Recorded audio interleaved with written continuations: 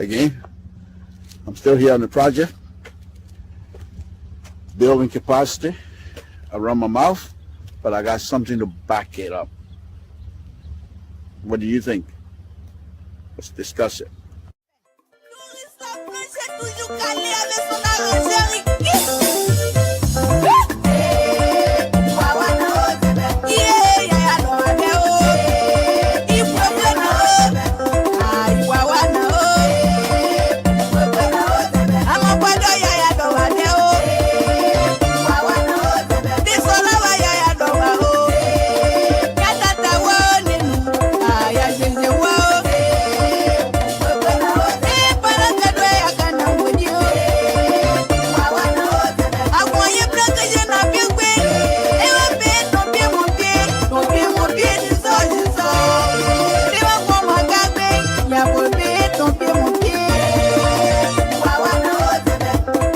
This is Samson Toll, Liberian Public Radio.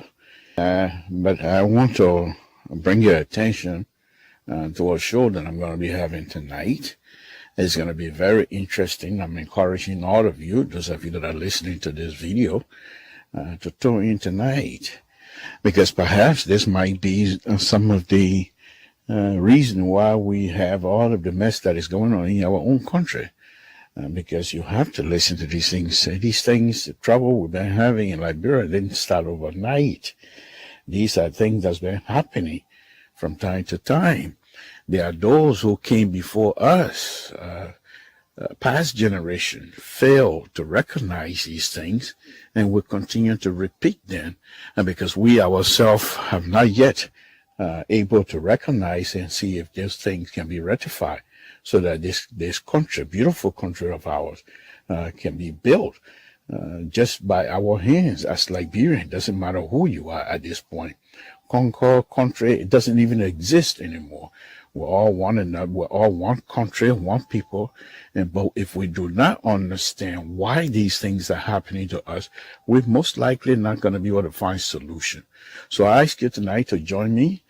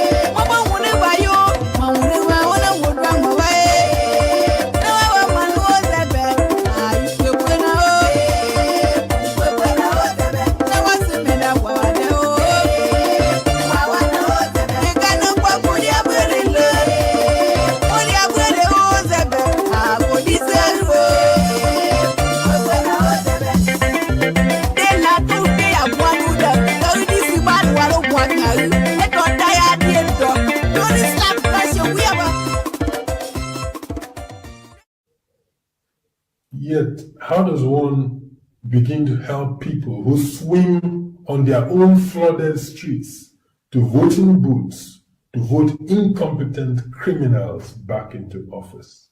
Yes, that is a big question we all have to answer. How do you help people who will go to the voting booth swimming in their own flooded streets just to vote people in offices who are incompetent?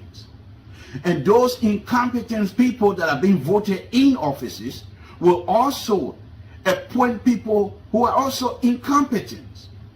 So this is like a big deal.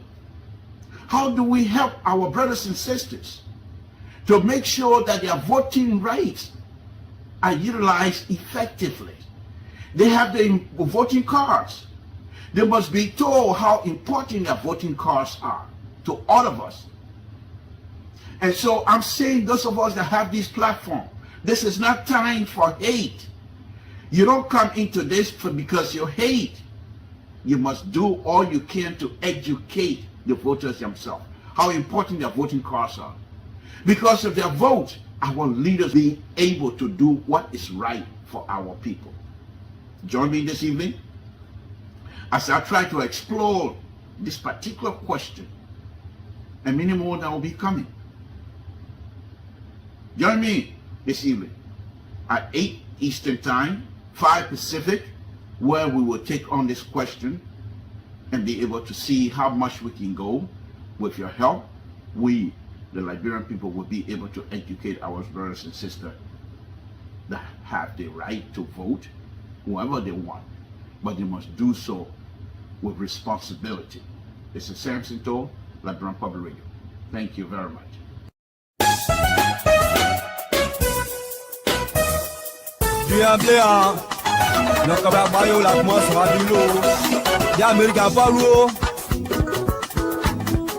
C'est autisme-ma, encore une autre fidèle qui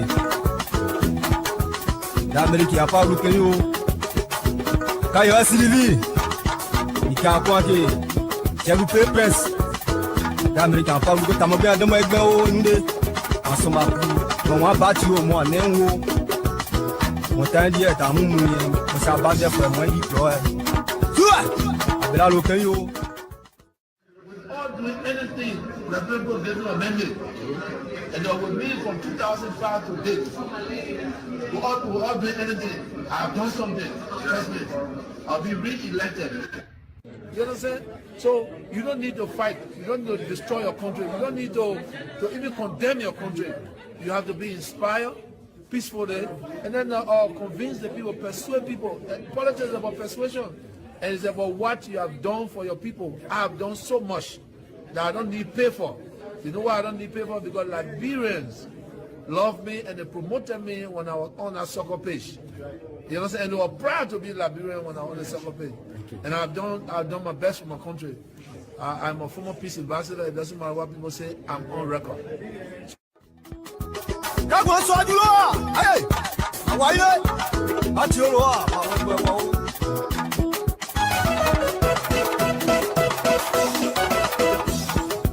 Yao, abela lokeyo, bivito jogbai, bivito inoba, matisi mokeyo. Manager Gigi, ouais que jamais forcé ou, si tu connais, tu connais. L'animateur Choco Noska Yassen de Toyebi, l'homme a tout fait pour Mivito, Aniche les deux.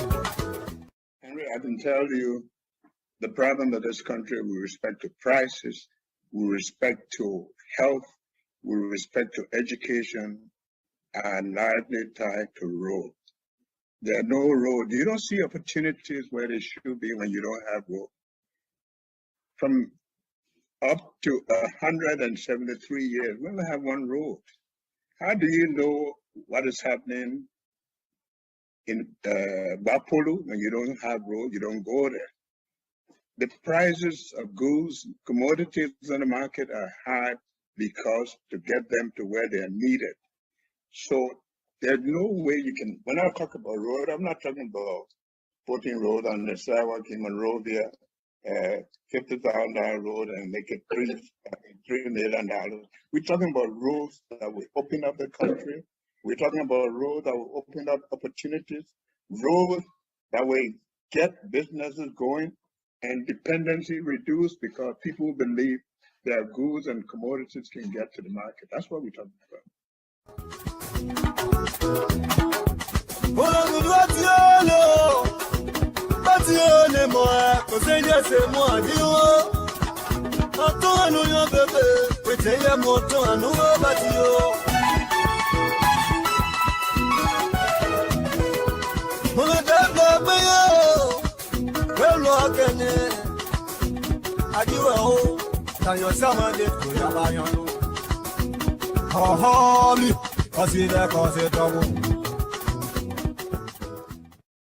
But we'll prosecute and will confiscate assets that people steal and acquire by illicit means.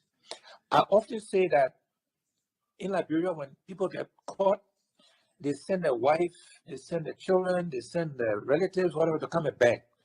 I'm saying the Liberian people, don't come and beg. You know, don't come and tell me, oh, stand to help you get elected.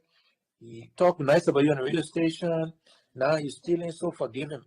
Stanley should have known when he was stealing that we're going to punish him. So there's going to be consequences. That's the first thing. Then we have to make sure we're paying people a living wage. So we did the arithmetic, we did the math in 2017 that when you look at policeman's salary or healthcare worker's salary or teacher's salary, by the middle of the month, the money finished. By the time they pay rent, they buy food, they pay the children tuition, and of course, they're not going to starve, right? So the policeman will pull you over, the teacher will accept bribe to change grades.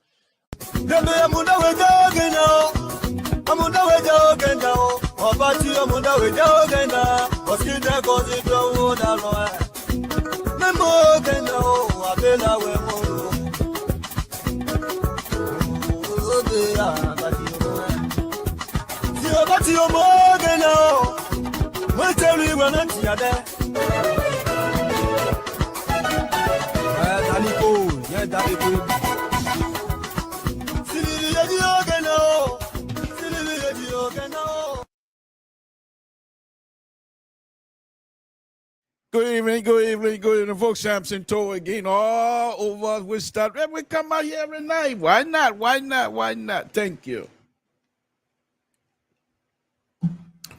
A very short lived, Mr. So will be here, and I think many of you conservative will want to get rid of this liberal. And hopefully, nobody's gonna get rid of me. That's for sure. Only God. But I'm staying on this platform. The conservative themselves are unable to kick me out of this platform. I am here, and I will be the counterweight to the conservatives' ideas. These people come out here every night and try to bring on for our country to hold on to. I know many Liberians are conservative, but I'm a liberal. Samson Toe, folks. I want to thank all of you again for tuning into this wonderful platform. We thank you very much because of your support that we do this every night. We want to thank you, Mr. So. We'll be back here very shortly. We want to thank God for safety, traveling safety. We thank God for that. And tonight program, we're going to be getting on here very shortly. I asked the question as to whether the CDC is losing ground, campaign ground, and we'll talk about that here this evening. I want to thank all of you for safety, Lord Jesus. We want to thank you again this evening. As we come out here, we continue to pray to you, to ask you, my Lord, to guide the country of the Republic of Liberia, guide the leadership of the Republic of Liberia, bless them, give them wisdom, guide the opposition leadership of the Republic of Liberia, guide them, give them wisdom, bless them, my Lord. We ask you to continue to bless all of us, because only through you that things are possible. We know this because we live it. We know this because we see it every day. Because of you, we are here, and we want to thank you. We want to praise you. My Lord, we put Liberia and the entire country of Liberia and its people in your hands. Election is coming, and I will continue to pray to you. I will continue to ask for the Lord to bless all of us. I will continue to ask you. We're not going to stop.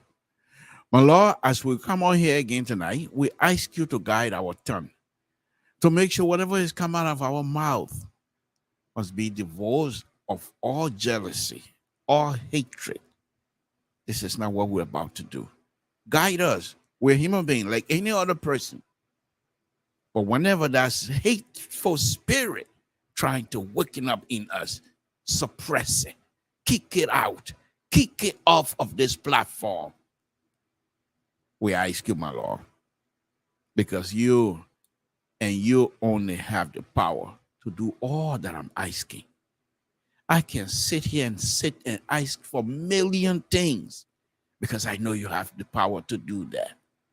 I believe in you, and I know only you have the power to do everything that we all want.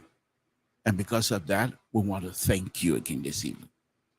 My Lord, we ask you to bless the host country the United States of America. In Jesus' name we pray. Amen. Okay, folks, Samson told Liberian Public Radio. Let me just say this here very short one here quickly. Tomorrow's show is going to be different. Tomorrow, we will have more video talking for us than we will be talking on the show. And let me just say this here. I will say again at the end, and I will say again tomorrow morning. Campaigning against President Weah is the most difficult thing that I have to do. Why? As a human being, I really like him. As a human being. I also like him as a Liberian.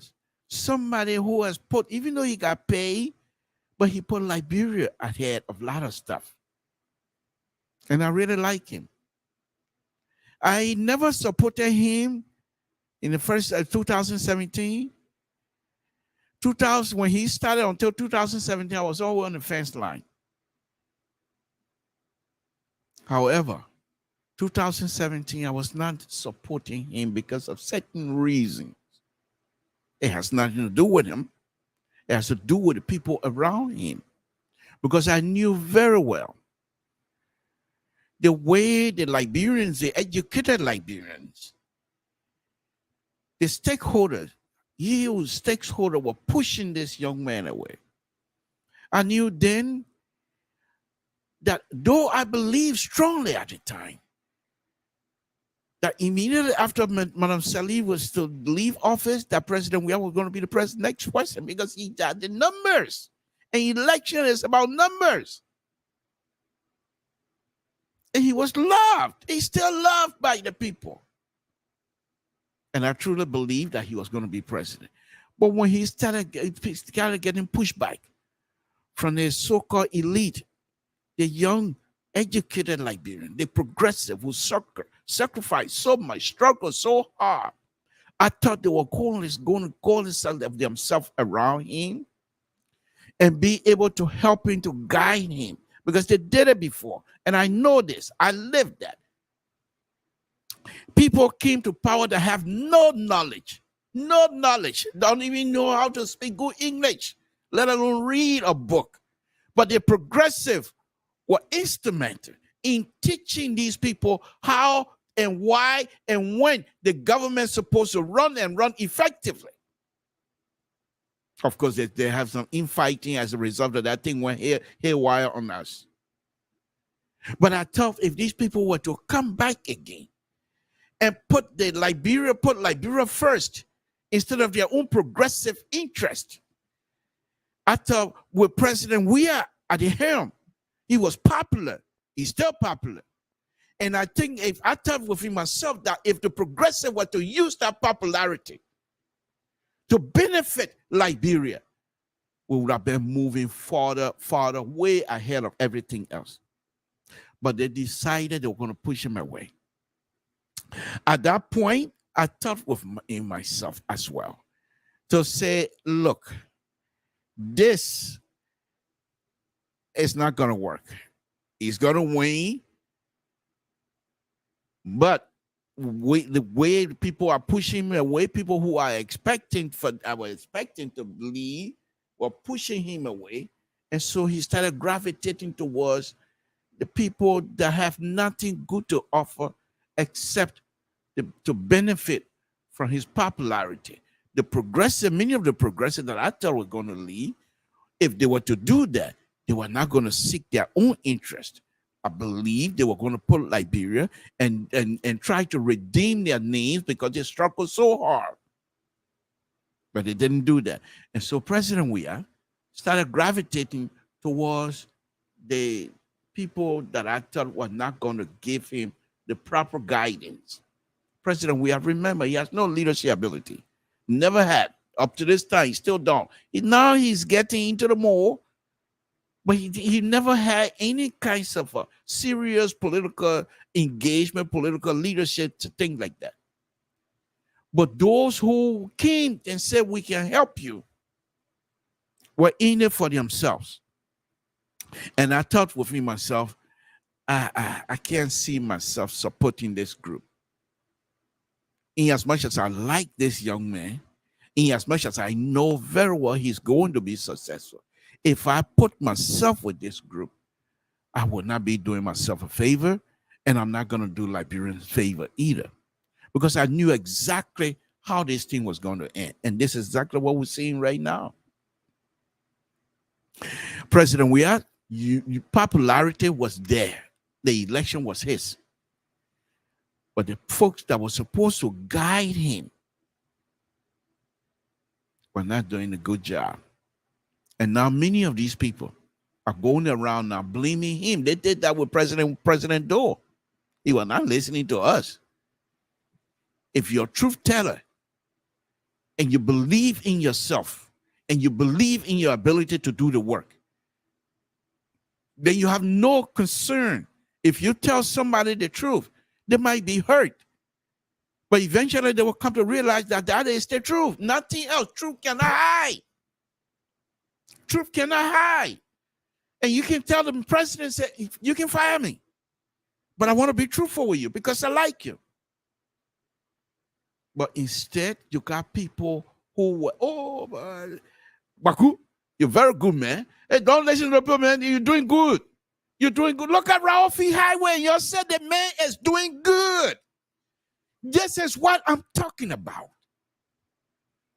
Look at that. Look at that. I just saw the post here from one of the ministers.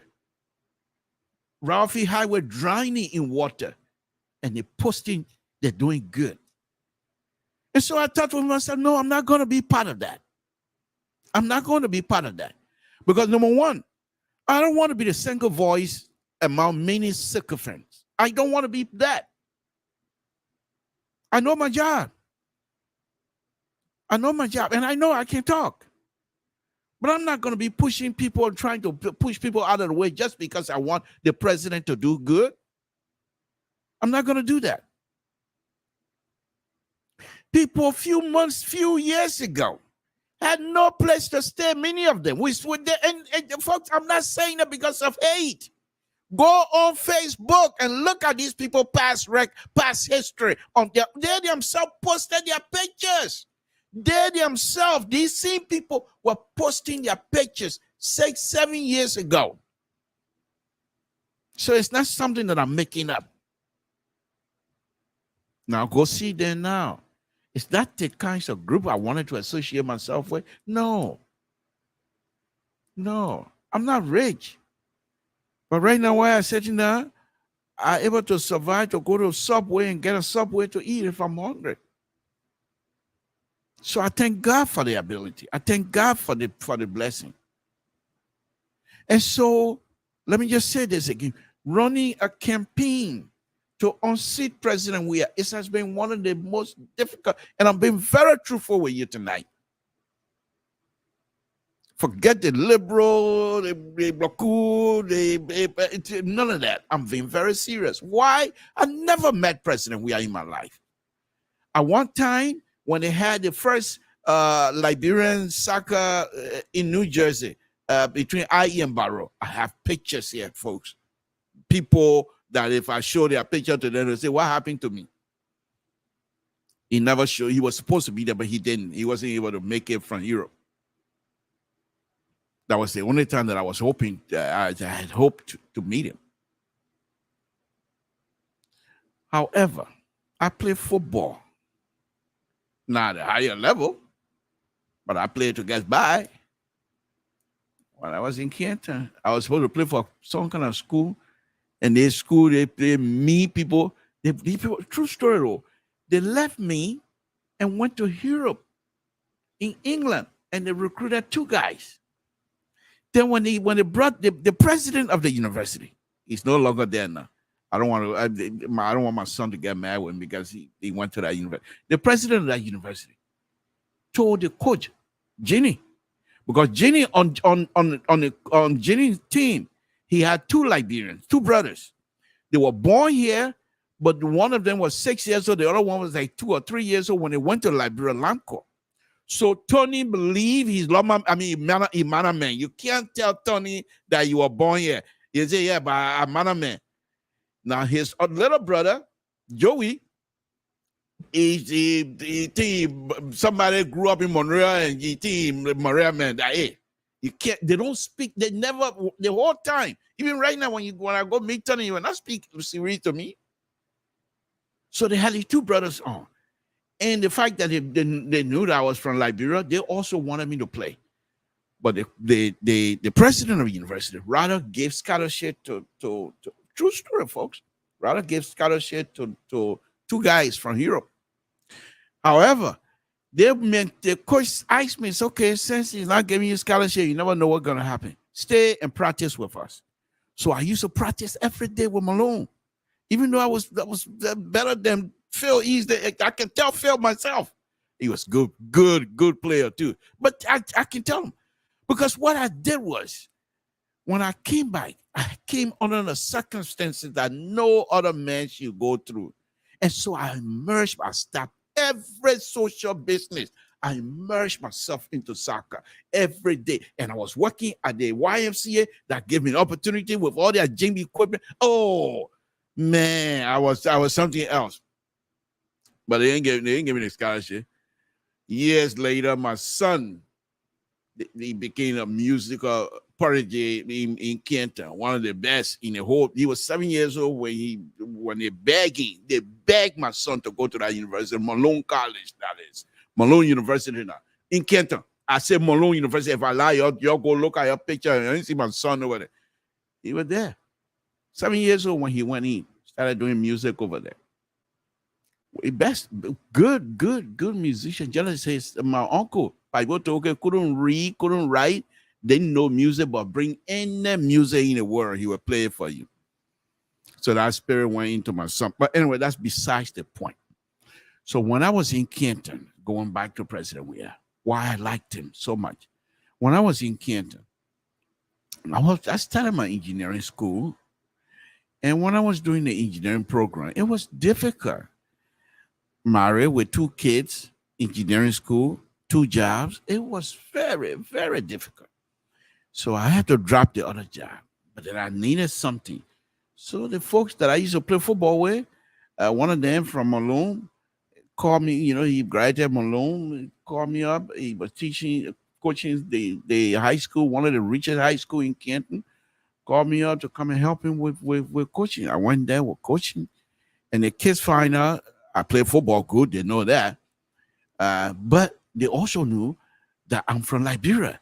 And George Weah, they call him George, not George Weah. They don't call him George Weah. They call him George Weah.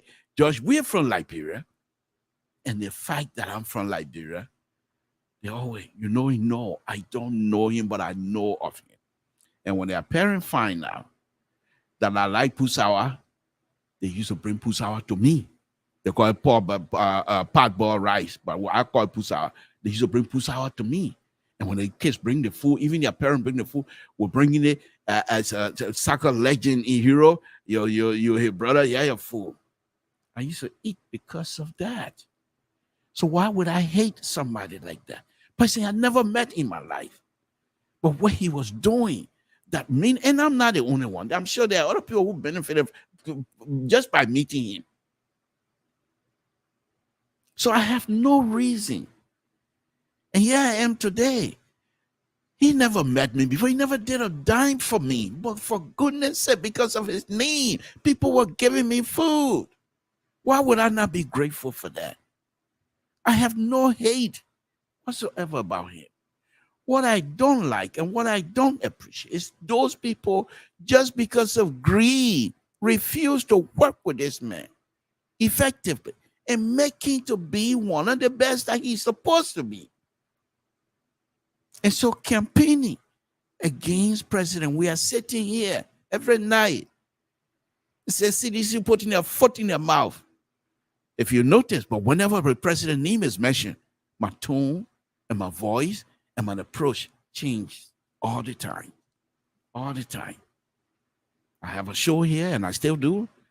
I would say we will criticize, but we will respect, and we will do it with responsibility. Not once have you heard me saying some serious negative thing about the president, except the governing part of his career.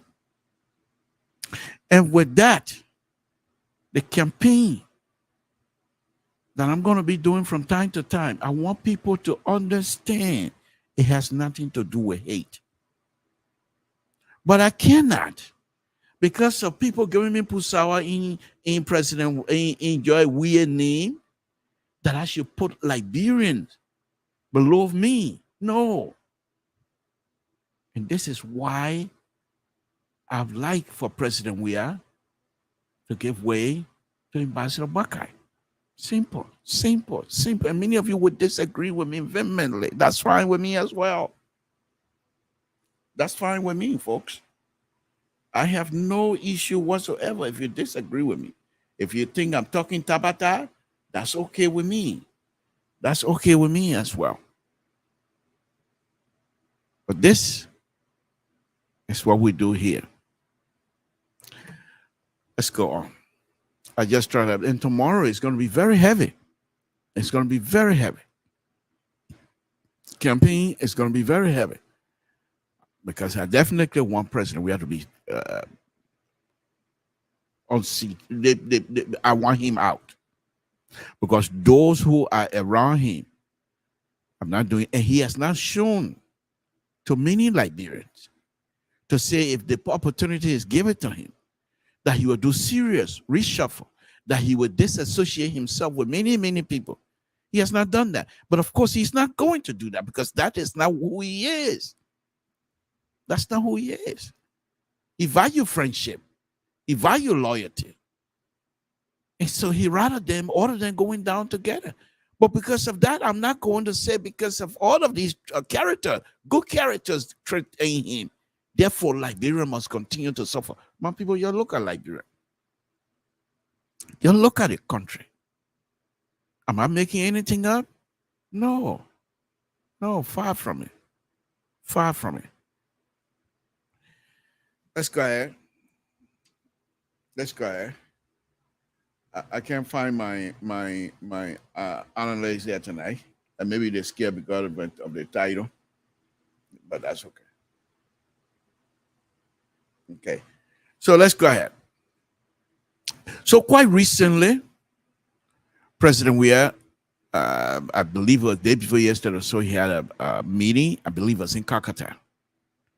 Let's listen to this. I think before I play this video, I truly believe that CDC is losing ground because they are unable to actually quantify and to effectively lay out why President Weah must be re-elected. Many sedition, they will tell you, said people been there 12 years. That's all they talk about. They've been there 12 years, they have not done nothing. But for him, for the president and his people, to say this is what we have done, identify the point, bullet point, one by one, to say this is what we have done, this is what we did, this is what we did.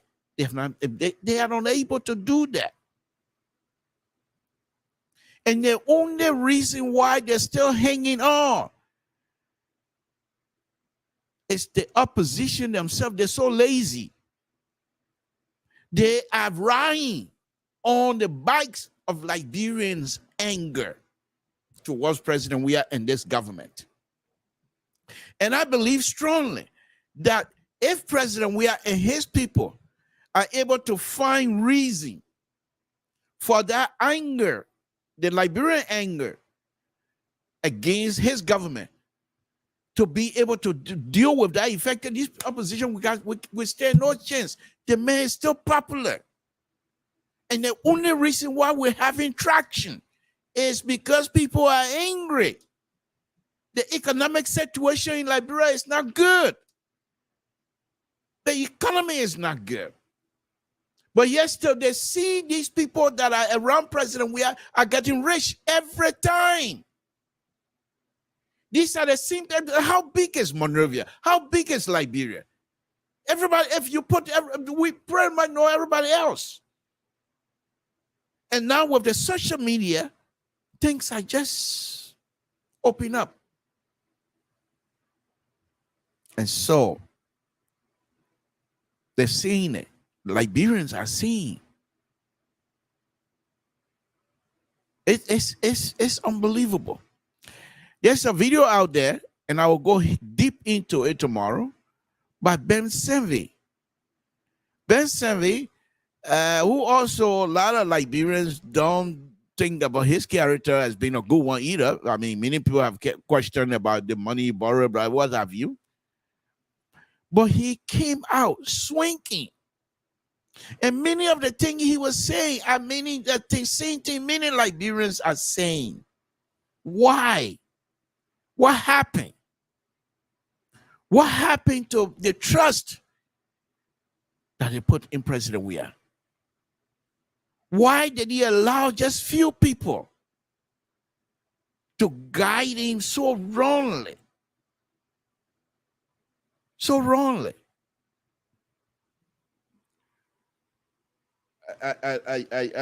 I'm not too sure what is going on, but let's go ahead. Okay. So, what's today? Wednesday? Why my analysts are not here yet? They're scared tonight. Okay. So, let me do this. The first thing I'm going to do here is let me first of all deal with the opposition. I'm going to show you a video of Madam Salif, and you will understand why that lady went second round. I mean, went 12 years, won re-election, because she doesn't fool around. As old as she is, if she was to be allowed by the Constitution to seek re-election right now, even would go against President Weah, she was going to win. Hands up, she was going to win. But let me play this video, folks. Samson to La Brompa Radio.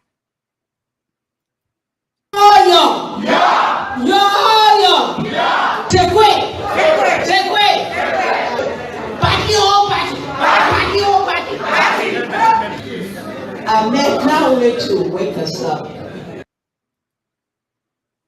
There you have it. That's the former president. Do we see Ambassador Baka doing those kinds of stuff to wake the people up, wake the spirit of the young people up? These are things you need to do if you're going to win against President Weah, overwhelmingly. But the opposition are not able to do that. Kumi is getting traction. There's no question asked. But they cannot do what this lady, what this mom has done here this evening, what I just showed you. They can't do it. Because it has to be within you. The spirit. Let me play that again, man. Hey, my people. Take away.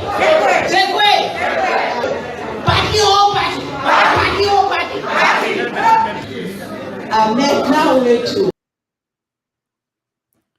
Did you see that? Have we seen Cummings or our own progressive brother waking people, that will be Councillor Gongler, waking people's spirit like that? Ambassador Baka, you guys need to pay attention to the old man. And because when she campaigning, she make you feel that she feel your pain. Hey, when she's talking to you, you feel like, yeah, they won't understand me. The trouble I'm going through, she know I'm going through trouble. But when she leave from there, she's going to eat or call me. But none of these people have that ability to truly connect. We just on this platform, those of us that support these different candidates and stuff like that, we just on this platform to connect to the voter with the voter on their behalf. And it's difficult to do because I can't reproduce Ambassador Baka in my body. There's no way. I'm not God. The only person in the opposition that have the ability to truly empathize and sympathize and also connect with voter will be Councillor Gongler. Because he understood. Look what he did to CDC. He went to their headquarters. And when CDC had that tragedy happen, he was there. Okay? He was there to be able to get to say sedition. I don't agree with you. I want your standard bearer out. But right now, at this particular moment, I am with you. I am you. The pain you're going through, I'm going through the same pain. We don't have that. I have not seen it in Ambassador Bakar. I've not seen it in comments, honorable comments. Those are things that Liberians need to have in order for us to move to the next level. President Weah, on the other hand, does not have that either. But he can connect. And most of the time, a President Weah wants to connect with the voters. What does he do? The very first playbook that he runs to is a soccer days. Once he put himself on the soccer field, it's very easy for him to connect because the soccer field becomes the bridge between him and the voter. Let me bring in Terry. Terry, thank you for joining me. Are you ready? Put your thumb up if you're ready. I don't want to bring you on when you're not. Okay. Thank you for joining me. I didn't know that people, I didn't even think people were watching me, but thank you for joining me tonight. I was just saying here, tomorrow's show, I'm going to be alone for almost 2 hours because I'm going to do a lot of video tomorrow. The situation with me, I'm going to say again, as I stated earlier, campaigning against President Weah is one of the most difficult things for me as someone who liked him a lot because of some of the experience that I had based on his name. I just already went through that. But not only that, he's very popular. He's a Liberian. And so for me to sit here honestly to say, I want this man out, which I do, but it's difficult. And I want to admit that. And I believe I'm not the only person. But they are unable to convince me that if given the next opportunity, that he will be able to pivot in the right direction. I don't think so. Because number one, if you know President Weah, he's very loyal to his friends. And he doesn't like to fire people. He will not fire you if there's a serious situation. And he doesn't even like to talk about people. Only campaign time, and the only person you will hear him talk about most of the time will be Ambassador Bakar. But before he make that kind of statement, he will try to make you know that he respects Ambassador Bakar as an older person. And so for him to even come and attack Ambassador Bakar sometimes, it's very difficult. And so because of that, he is very much unable to tell us that yes, indeed, he would distance himself from these people that are around him that are causing him not to do good. They keep telling him that he's doing good. Why will you tell the president that he's doing good when he has not fired anybody for Ralphie Highway business? Why will you tell him that he's doing good?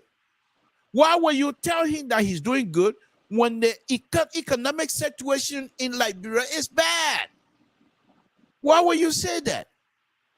Because you're afraid of your job and because you are unable to be truthful. And the reason why you keep clapping and lying to him, you're damaging his reputation, his record. Because what I'm hearing, he most likely might be defeated. He most likely might be defeated because I just don't see how Liberians, they're not necessarily associating him with all of these bad ills.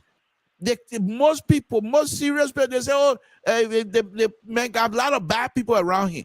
But the radicals among us was everybody, yeah, the man, he's the president. He's supposed to fire up people around him. It doesn't work for him like that.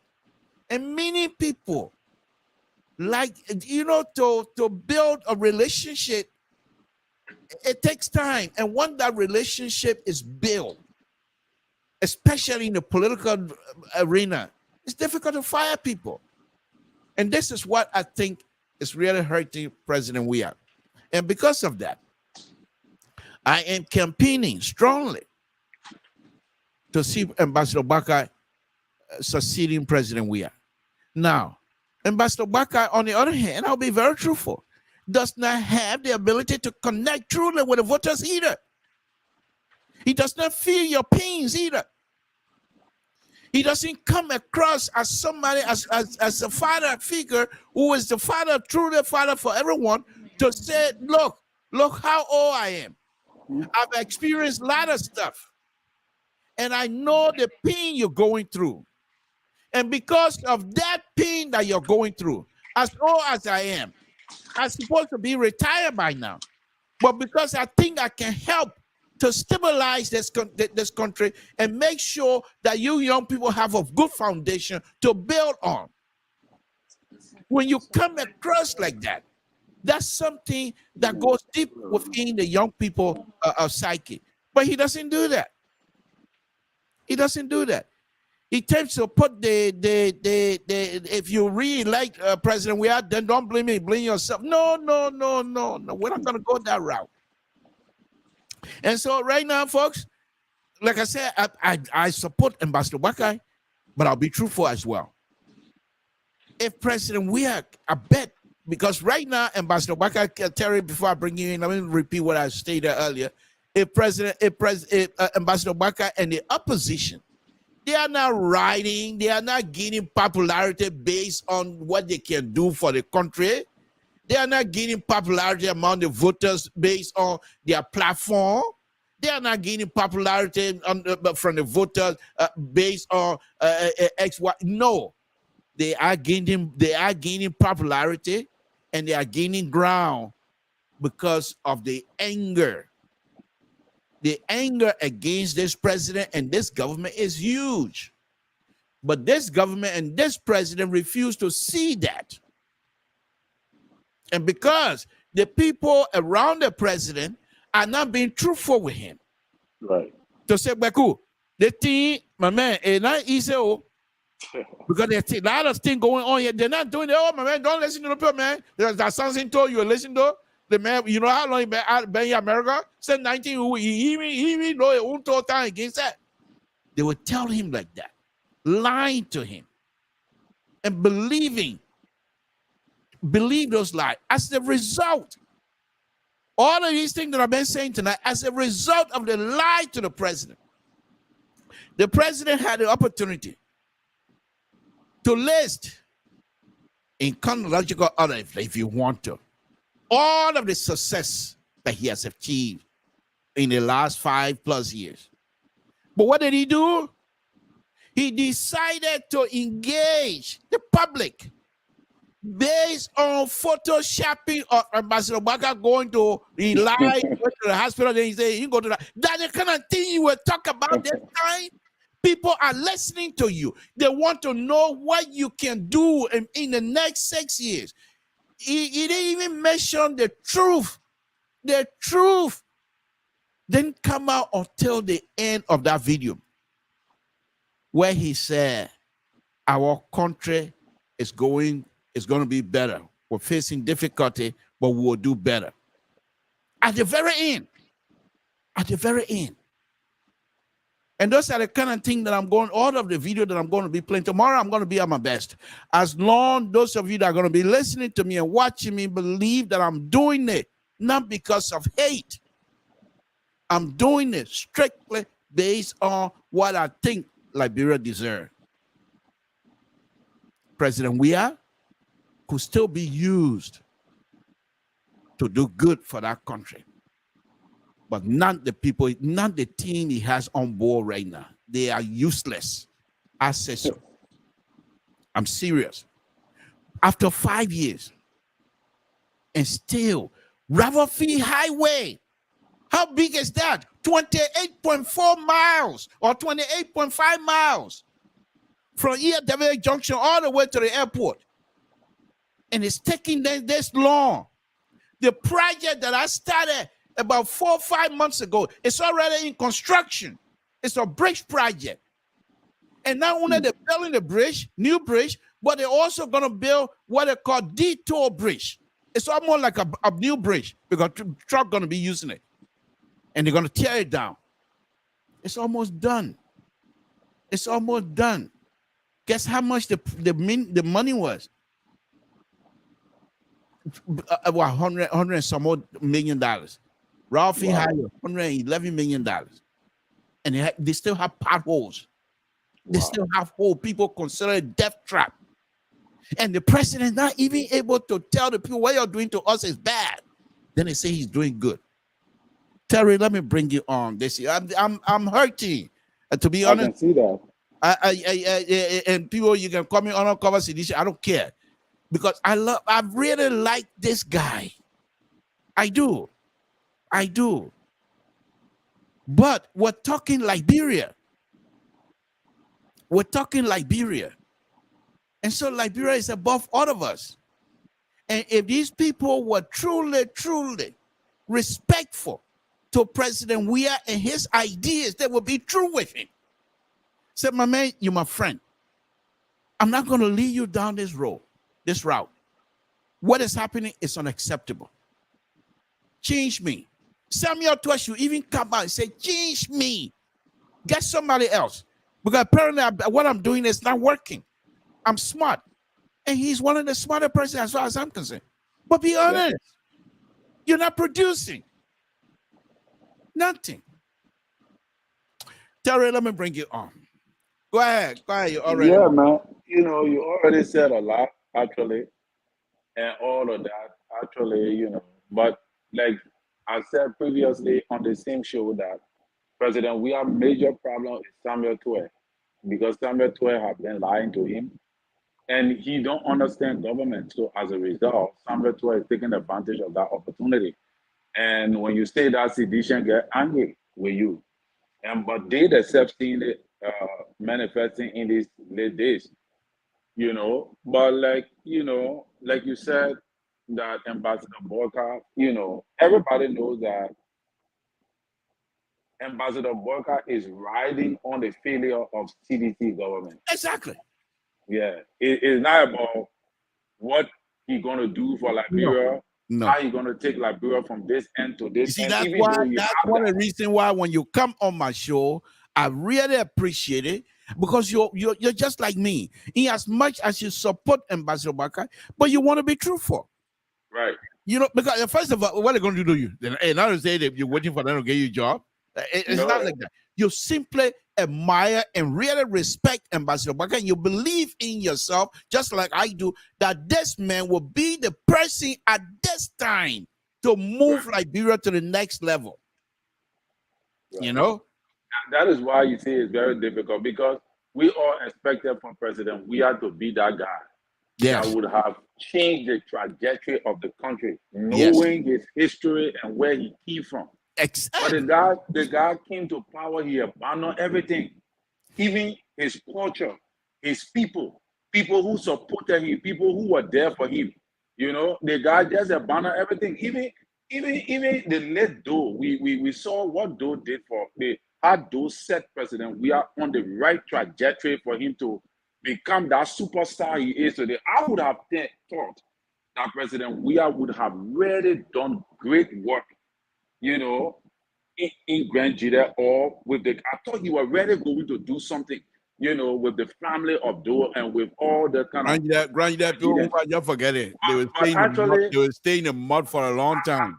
I was shocked to see all of that he just abandoned everything and just stuck with one group of people, one class of people.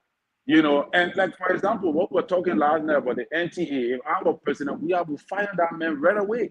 The man, when he made a government machine, because he didn't even know how much he had in the budget. You minister and you don't know that you have money. So that means somebody you're not qualified. No. You must like to pay somebody to give you the. That's what I've been saying the whole. Anything are coming up.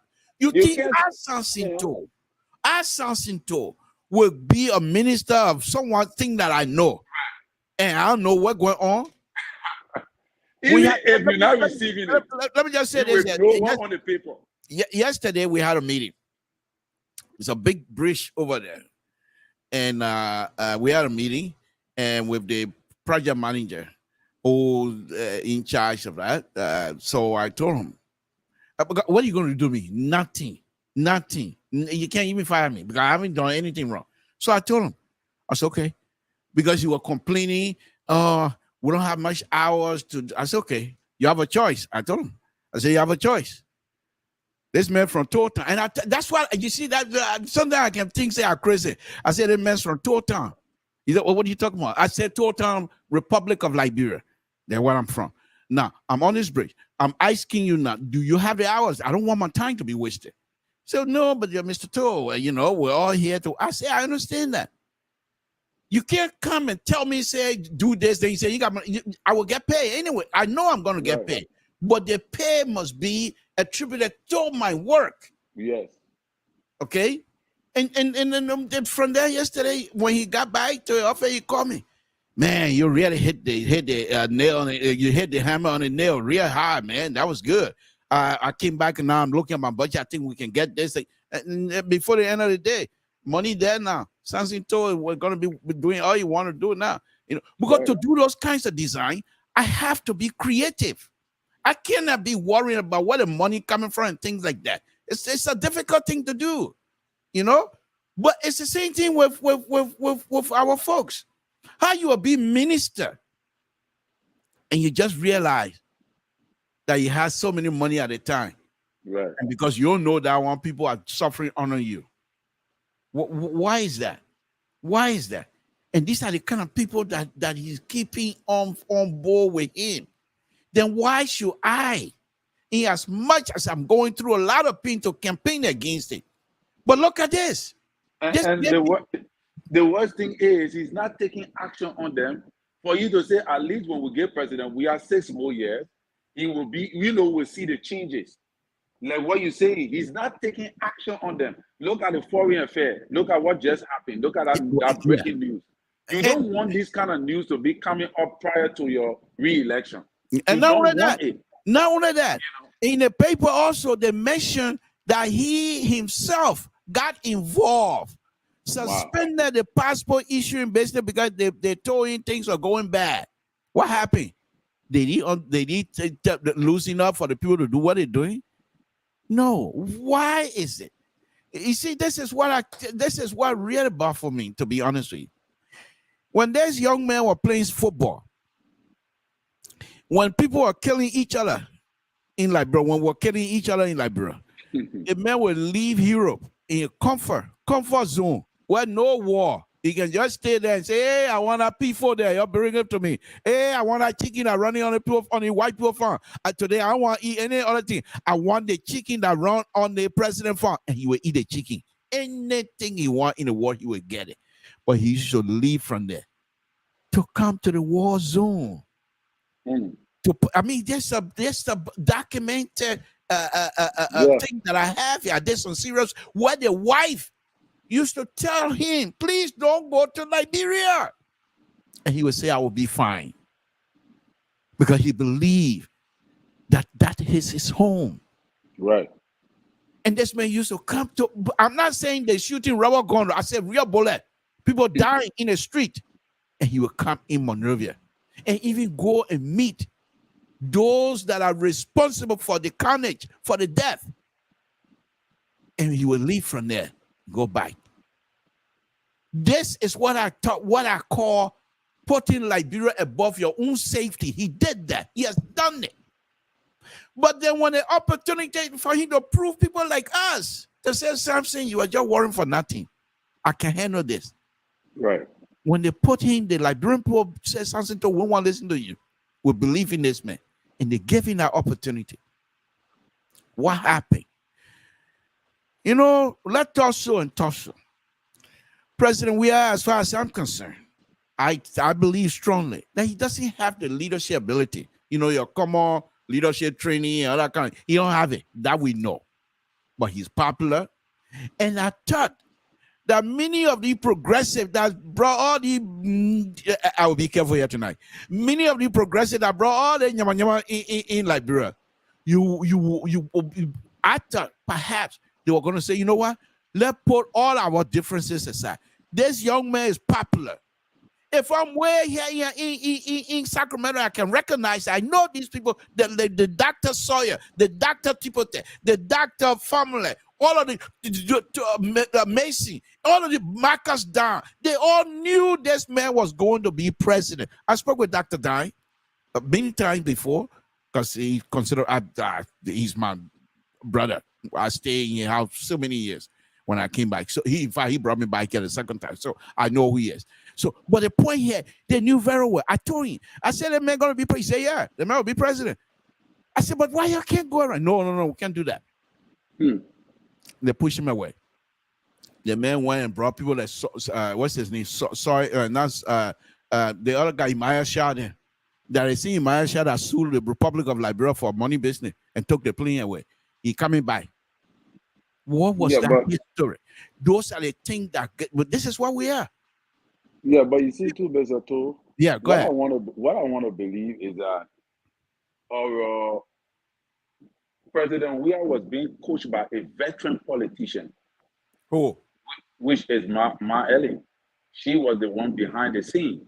So you don't expect people like, even though like the other day we talked about this thing and I reconsider it, it was going to be difficult for certain people to work with him because they already knew who were behind him, who were pushing him and earmarking the team that he needed to play along with. So as a result, I think that those guys were not going to work with him because of Ma Ellen's involvement into the process. Because remember, she the one turned things over to him because she knew very well that these legendaries were in the back. So if President Weah would have been left alone with his popularity and win the election without her intervention, it would have been because those guys were going to make President Weah to start persecuting her. And that was her fear. So as a result, she made sure to build a fence around him to protect her interests. That is the reason why I believe those guys did not come in. Because obviously the guys you're talking about, they will not have worked with any. They did not really support, even though the people that President we are working with now are those who were working with EJS. All right? And the woman is smart.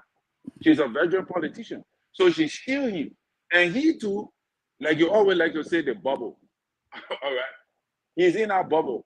He too, he's seeing what is going on, but he don't know how to fight it. He don't know how to come out and fight it because he's not brave enough to fight it. But I tell you, President Weah could have made history in Liberia. He could have rise up to be one of the best presidents in the Liberian history if he had the guts to take action like the way I saw him when he started. And that 16 billion saga came or he started persecuting Madam Ellie Johnson, Sirleaf's son, and all of that. If he has set that record and continue with it, going on to banning Samuka, doing other things, but now, President Weah don't need a campaign. I agree. Madam Sirleaf's situation, yes. I said the way I see Madam Sirleaf is that she just did not put in place political structure that I know for a fact. But anyhow, let me go ahead and play this audio here of President Weah.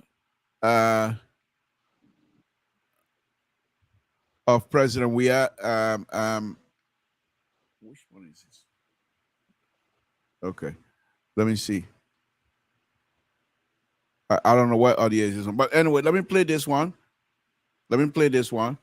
This is one of those. But tomorrow, the tomorrow show, I'm using different platform, LPR platform, but different. How do you call it? Different software. So it's not going to be on here. It's going to be different. But I will play a lot of video tomorrow. Let me play this one here, so folks just listen.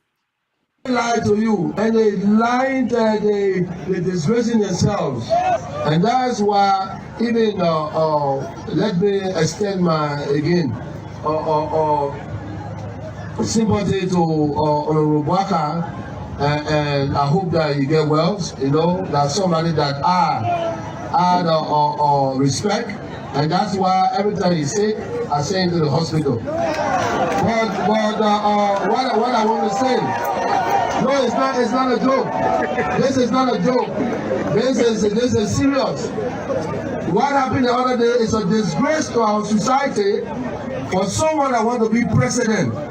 That telling that make me president and the person lying to you. He said he going to the hospital. How could he say and say, Liberia, I'm going to the hospital, I'm going to treat myself. There's nothing wrong with that. Madam Sally was said so many times, she went to the States. Every president has said, of course, the nation knows it's nothing to her. The day I'm sick, if I get malaria, I say I'm sick. A good to announce to the citizens so they can know. You understand? But to lie to the people when you say it's a bad thing. How can you be president, you lie? And the worst thing that they did, and I hope that Liberians stop doing these things. They are telling you that Joseph Boaga went to ECOWAS meeting. How can Joseph Boaga go to an ECOWAS meeting and the photo that they send you, first of all, they took away me and President Macky Sall image to prove that Joseph Boaga went to ECOWAS meeting. They took President Akufo-Addo of Ghana. Take Joseph Boaga here, put it on the president, and say that he ECOWAS meeting. That's a joke. You impersonating. You want to be president, you impersonating other president, and they put it in the meeting, but it's not the worst thing that happened. The photo that they put there, Akufo-Addo was sleeping. Because he's sleeping here when they put on the other president. So it's sad. It's a shame. It's a shame. Because other countries will get angry. And then the meeting that I went to, you took me for the picture because you want to project that your leader is not safe. You take me for the picture, but the actual picture is there because the day we made President SLS Tinubu chairman of ECOWAS, we were in that meeting. And you get the actual picture. That is wrong. How can you be impersonating? You want to be president of Liberia and you impersonating? So you see, they're not honest with you.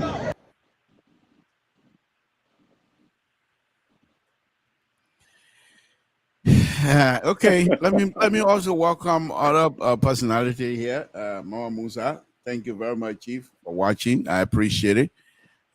Because I keep saying here, people like Mama Musa, the war in Liberia should have started long time ago. But people like Mama Musa, they stopped the war because those young people, they were young at the time, but they played football. And football is what the young people were gravitating towards. So they were not listening to a lot of stuff. And Mama Musa, then they did their best to make sure Liberia was put on the map, you know. But Mama Musa, thank you for watching. I appreciate it. I hope I will connect with you sometime before the true election, because I really like to pick your mind from time to time. We'll talk again, man. Thank you. But anyway, Terry, let me just say this here. Once again, the election, your president, instead of you talking about your achievement, you're talking about photoshopping. They take your picture out of there and put somebody. What that got to do with any of these things? The people are lying to you. They're lying to you. You want to be president, you're impersonating. So go prosecute him. You're president of the Republic of Liberia if he commits a crime. But these are some of the things because they are unable to truly identify and quantify their success. It's not that they don't have it, but they do not have the ability to be able to identify and show it.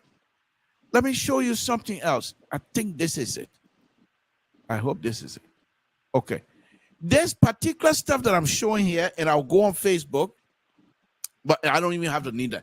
Go on Kalasco page. He posted this thing here. Kalasco, the one who is the first information minister, as far as I'm concerned, he's the first information. Any other president, you're second to Kalasco. But this is what he posted on his Facebook page. He put away, they left the space all in the bike, then they park in the street. You think if Kalasco, they have something to preach about? You think you were wasting time? You were waste his own time on photo and crowd size? That's the thing that I'm going to be talking about tomorrow. I don't believe so. But because they got nothing, Nothing actually to show. Yeah, you can go around and show all of the street connecting Monrovia and things like that. Not that he's not building roads. But the road projects are not good because all of the people that are involved are all crooked. They're stealing money. They're not building them the way they're supposed to. So how do you expect for those kinds of things to be brought up? The man said they were going by this time here was supposed to have a super highway connecting the first thing they started when the first guy got elected. The first thing they started was the super highway, coastal highway they called it, and I was so excited. I went on here for 2-3 hours a night for almost 1 month, projecting and promoting the idea as an engineer, roadway engineer. I thought it was a wonderful idea, and I started showing some of the things. They think they didn't even go far play. The Fatika brother, they say, "Oh, you're coming to Canada, you just started, you're coming to they went to China and bust their secret up. That one died down. They went to what the other guy from Burkina Faso, they call him Bungakaka Bakaka, whatever his name is. Yeah, man, they will build the road, will even go all the way to Toll Town. I said, oh yeah, they put my town in there. I started promoting that one again. Ain't go anywhere. Next thing he started riding plane. Because the way he said, my friend gave me, your friend will give you plane. He tell the plane back, yo. So those are the kinds of stuff that Liberian people are looking at. And not only that, I'll be very, very high on the president tomorrow. There's no question asked. And I keep warning everyone. I'm doing this not because of hate. I do not hate this president. I told you already. But because of Liberia, we will be truthful. The president, his group came in. They went with the coastal highway, it didn't pan out. They went with a highway to do Town Road, it didn't pan out. They decided they were going to rent a ship to electrify Monrovia. You know that? They were going to put a ship on the harbor over there. It didn't pan out. What exactly? What can they stand on? Truthfully, you heard Monu take, and if worst of all, these people after they finish class, this is what I hate about. That's why it's very peaceful. These people when they finish clapping, oh, but you're doing good. Then behind a back, they talk nasty thing about him. Right. And Monu is not alone. The only reason why we know about Monu, as Ben Sevi said, because he was recorded. He has tape. But many of these people, the same thing they were talking about door after door. We're not listening to us. We try our best. We try to talk to him. They were not listening. Then who are you? If the person who employ you, you're not going to be truthful with them. Then who are you? Now to tell me that you talk to them, but they were not listening, then get out of it. Because something, if I'm, for example, I can't be minister. I need to have the qualification. But if I'm in a position. No, didn't say that. If I was in a position to do any of those things, first thing is this. I struggled so hard to get my degree. And second, I have worked so hard to be to where I am today. You think that president, we are there with threatening me that I leave. I can go any part. I don't even have to come back to America. Go anywhere in the world, I will get a job. It might not be the same kind of paying what I'm making now, but I will get a job. If I were to take any position in Liberia, except where I got to go steal, I'll be taking pay cut. So the point that I'm making is this. If you're working for someone and you believe them, you be truthful with them. I'll give you another example. The big shot of company that I'm working for, I want to call it a company right now. The big shot. He did something where Liberian president they would do it. We did a project. It was a little role in a community. We improved, we widened the road, we put in bike lane and everything else. I was one of I was the designer on that. But anyway, the job finished. Our designing process done. They will send it out for construction. The people doing construction. He went over to the community. So one of the road, we cut the road, we took the road out. Because the road, as it goes out and these traffic coming, there was a conflict. They always have an accident. So we say, okay, instead of, because the road goes like this, and this one goes in here, there's a merging. And there's another one that comes here to this road to go and merge. So we say, okay, either we use this or we put them on this side and then merge to go out.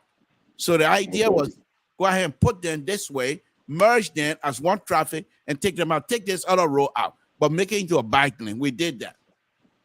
So the community said, no, we want no bike lane. So okay, we took the bike lane out.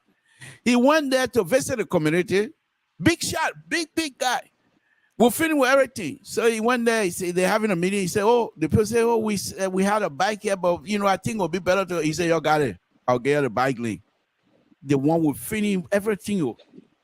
So they called me back because if I'm going to put a bike lane, I have to come up with the ADA ramp, the handicap ramps to do all that design. So they called me back, and I said, "I thought I was done with that." I said, "Oh yeah," but the boss said. So it happened one morning I was at work. I go to work very early. He came in. So I went to him. I said, "The one you pour on me, you're an African leader from India, the guy that Indian too." I said, "The one you pour on me, you're an African leader." He said, "What do you want that Samson?" I said, "You went over there and gave them the project was done with. You went over there, you promised and said, oh, we'll get you the back." He was laughing. He said, "I never told her that, but that's exactly what we do back in India too. The big shot, then they go and say, oh, I'll get you there. I didn't even think about it. You guys are done." I said, "Well, I'm just going to have to do it." He was laughing. But that was the truth, But I told you already, next time when he sees my name on something, like, you're not going to just go and go get people things that I'm done with.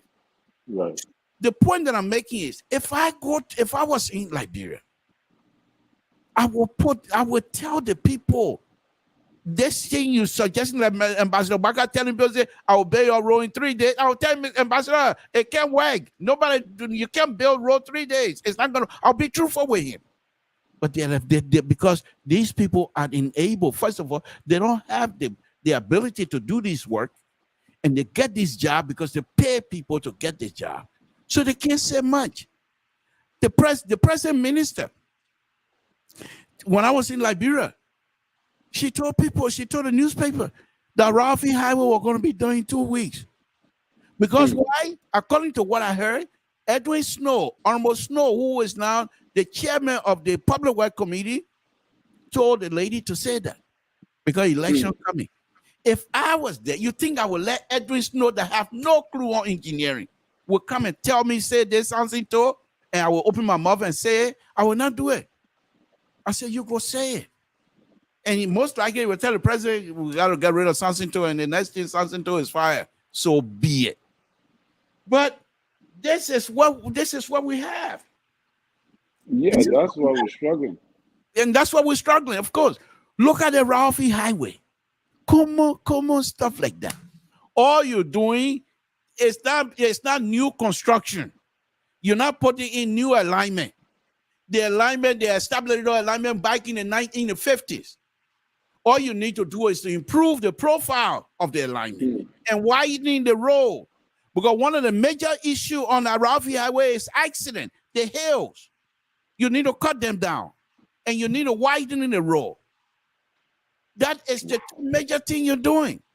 You're not changing any profile. I mean, you're not changing any super elevation. The profile is going to have to be changed. You're not changing super elevation. You say you want 4-lane highway. Fine.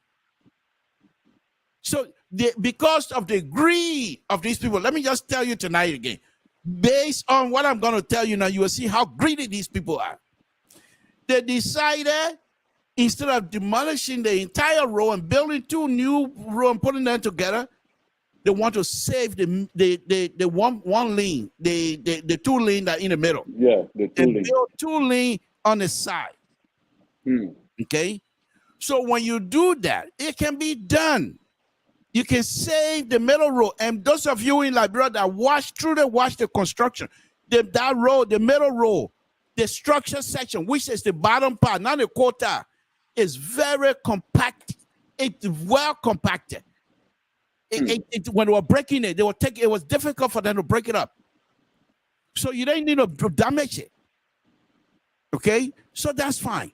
But if you're going to do that, you already have two lean here. Right. Leave that side alone. Leave that side. What? Why the people using the two lean? Blaku, we need you in our place, though. they keep using the two lean. We need the knowledge because that all they've been doing since 1908. They've been using the two lean. When you finish this side, you still don't want to do this. You finish this side, okay.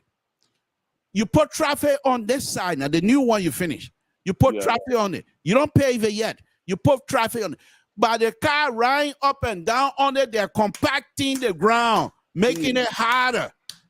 By the time you're done with this side would have been compacted the way you want it, saving you fuel because you don't have to use the compacting machine. Wow.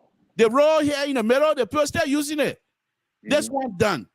Only the grown-up people will try to use it from time to time, which is okay because you have brought this level, you have brought it up to a level, maybe about 4 or 5 inches, not even that much deep, the separation, the great separation of the old pavement and the new one, because you don't want to bring it up to level yet. Then you deal with the other side. Why the people still using the medium?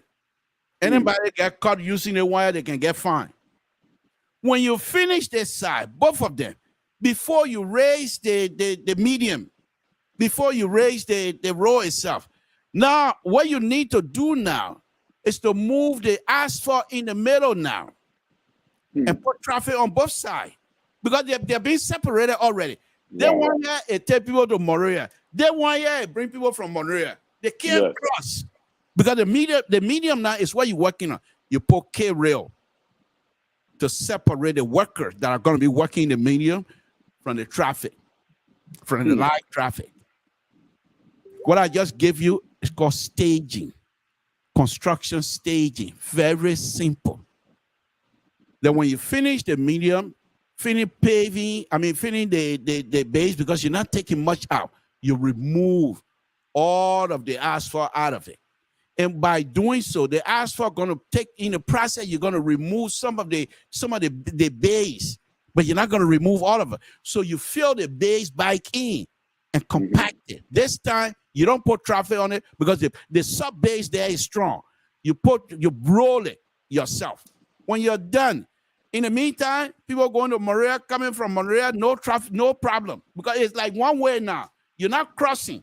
Now, the issue then, how do you cross this median here, having people to go to their different homes and what have you? So you look at the whole road itself. What are the major connectors of Ralphie Highway? I'm just going engineer on you tonight. That's fine. What are the major street that people use on that major highway? Like the rehab is one of the major ones. What's the next one? I don't know many street in Liberia, so I can't. They got Tinker Village, they got rehab. No kinds of major street. You have to make provision for people to get in and out. Marshall, you got to make provision for people to get in and out. That is going to be controlled by flaggers. You see what I'm going with there? Liberians are working. The people who stop the traffic, the flaggers themselves, they're going to get paid. The people going to work in Liberia. When you finish the medium, everything is done. In the meantime, you got people going back and forth. Now, the left side, the people that are bringing people from Monrovia, you keep that going. And the other one, the half of the thing that bringing people from Monrovia, the one you just fixed, the half medium, you use that now to take people to Monrovia. The other two side is what you're going to be working on now. Okay? What you don't do is to start the process from ELW Junction all the way to Marshall. The foolishness. Because why would you do people like that? You do it in stage. Yeah, we'll go maybe 5-6 miles. We're going to work on it. The rest of it is still nothing, nobody touching it. we're not messing with shoulder. They go all the way to cutting tree or whatever. They start digging both sides. They're not working there. They finish digging the water up there. Nobody touching it. So why will you treat us like that? Why? And you got engineers in our country. The other one is money. The other one is money. So that is how. When they started, I suggested to them, when I went home about 4 years ago, I suggested to them, I can help you guys. At that time, my own brother, Mabutu, were there. Alfonso and myself, because Alfonso brother, we tried to connect him. He said, oh, I'll talk to you, Samson. I said, okay. Thank you. I call him. The man, I'm busy right now. So I called Smith Toby. Smith Toby, the one who the mouthpiece right now. Right. Oh, Mr. Todd, that's a good idea, Smith Toby saying. Minister Mabutu is coming here tomorrow to meet the president. And as soon as he comes, we'll make sure we connect you so you can give us that wonderful idea. I said, okay. I said, what time? He said, oh, we'll call you 2 o'clock. If you hear from me 2 o'clock, Labrador time, you call me. 2 o'clock their time, almost a sleeping time for me. I stay up. I call him. That begin yell at me. You know, said this is a president offer. You know, we here busy. I said, but Smith Toby, you told me to call you. Yeah, but I done the right time to call. The minister, he said he want to talk to anybody. I said, okay, forget it.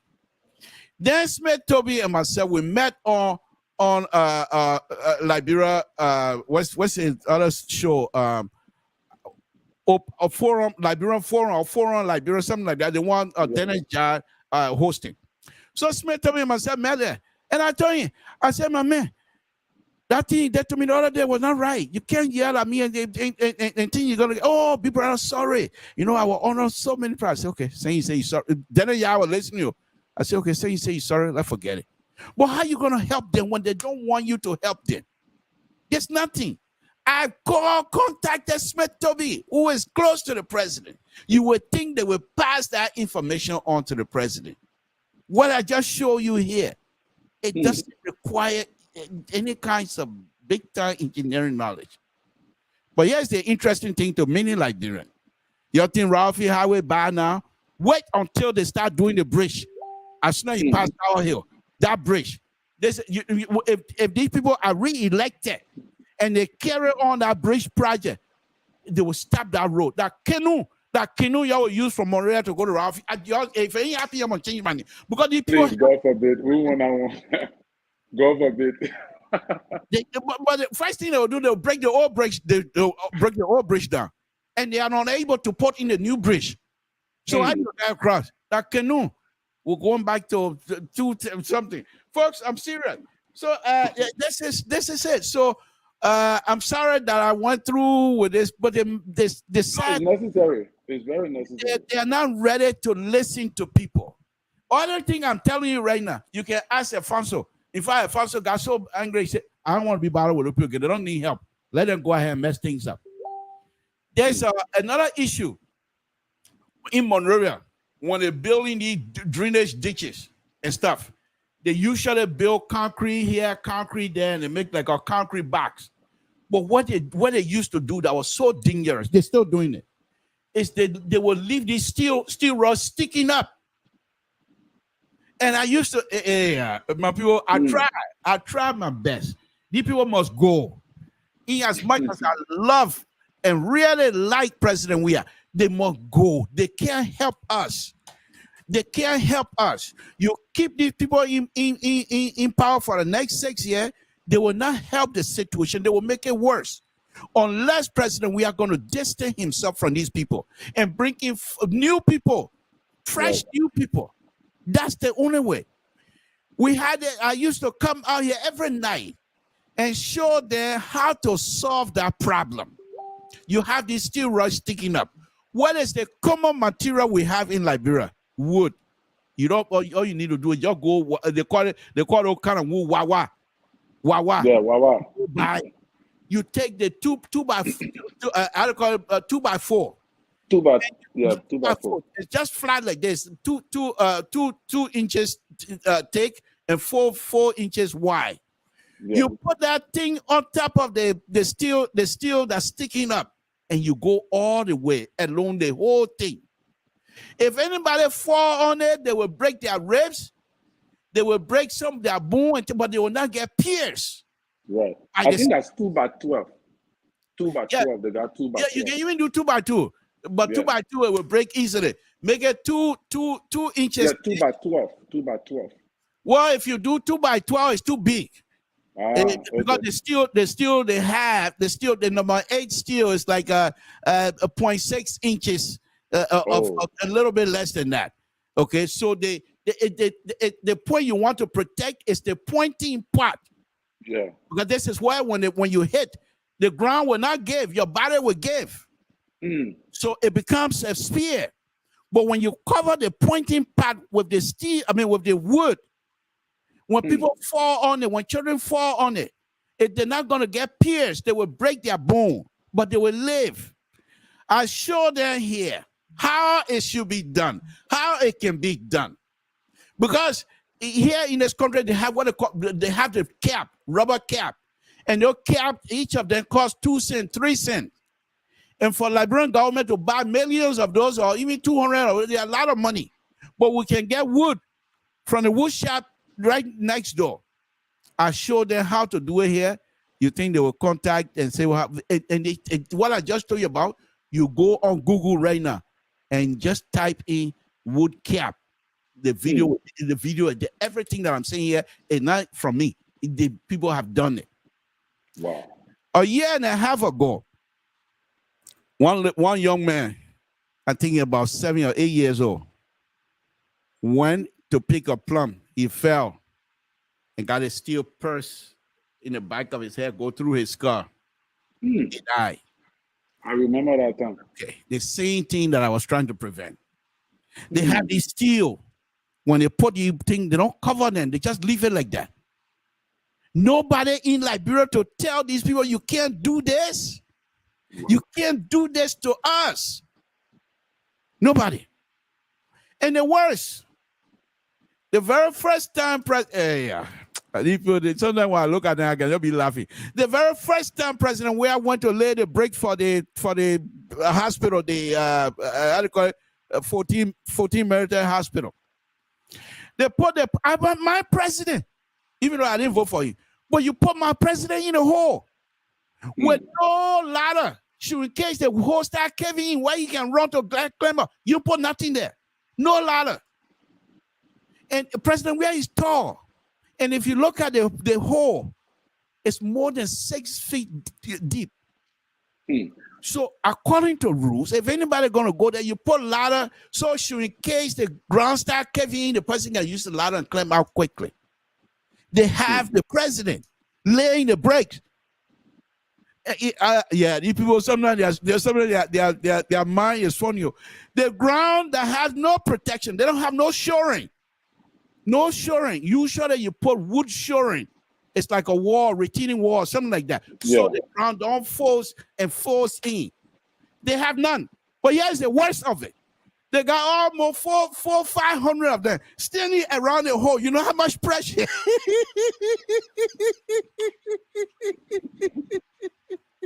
That really was something. Standing around the hole, watching the president. You know how much pressure they're putting on that dirt to cave in?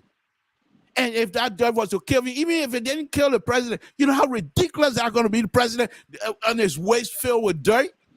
Why would you put the president in that kind of position? For what reason? Unacceptable. Many times, the president will go do inspection. Okay, if you, as an engineer, if I'm a project engineer on this project, president or Samson, it doesn't matter.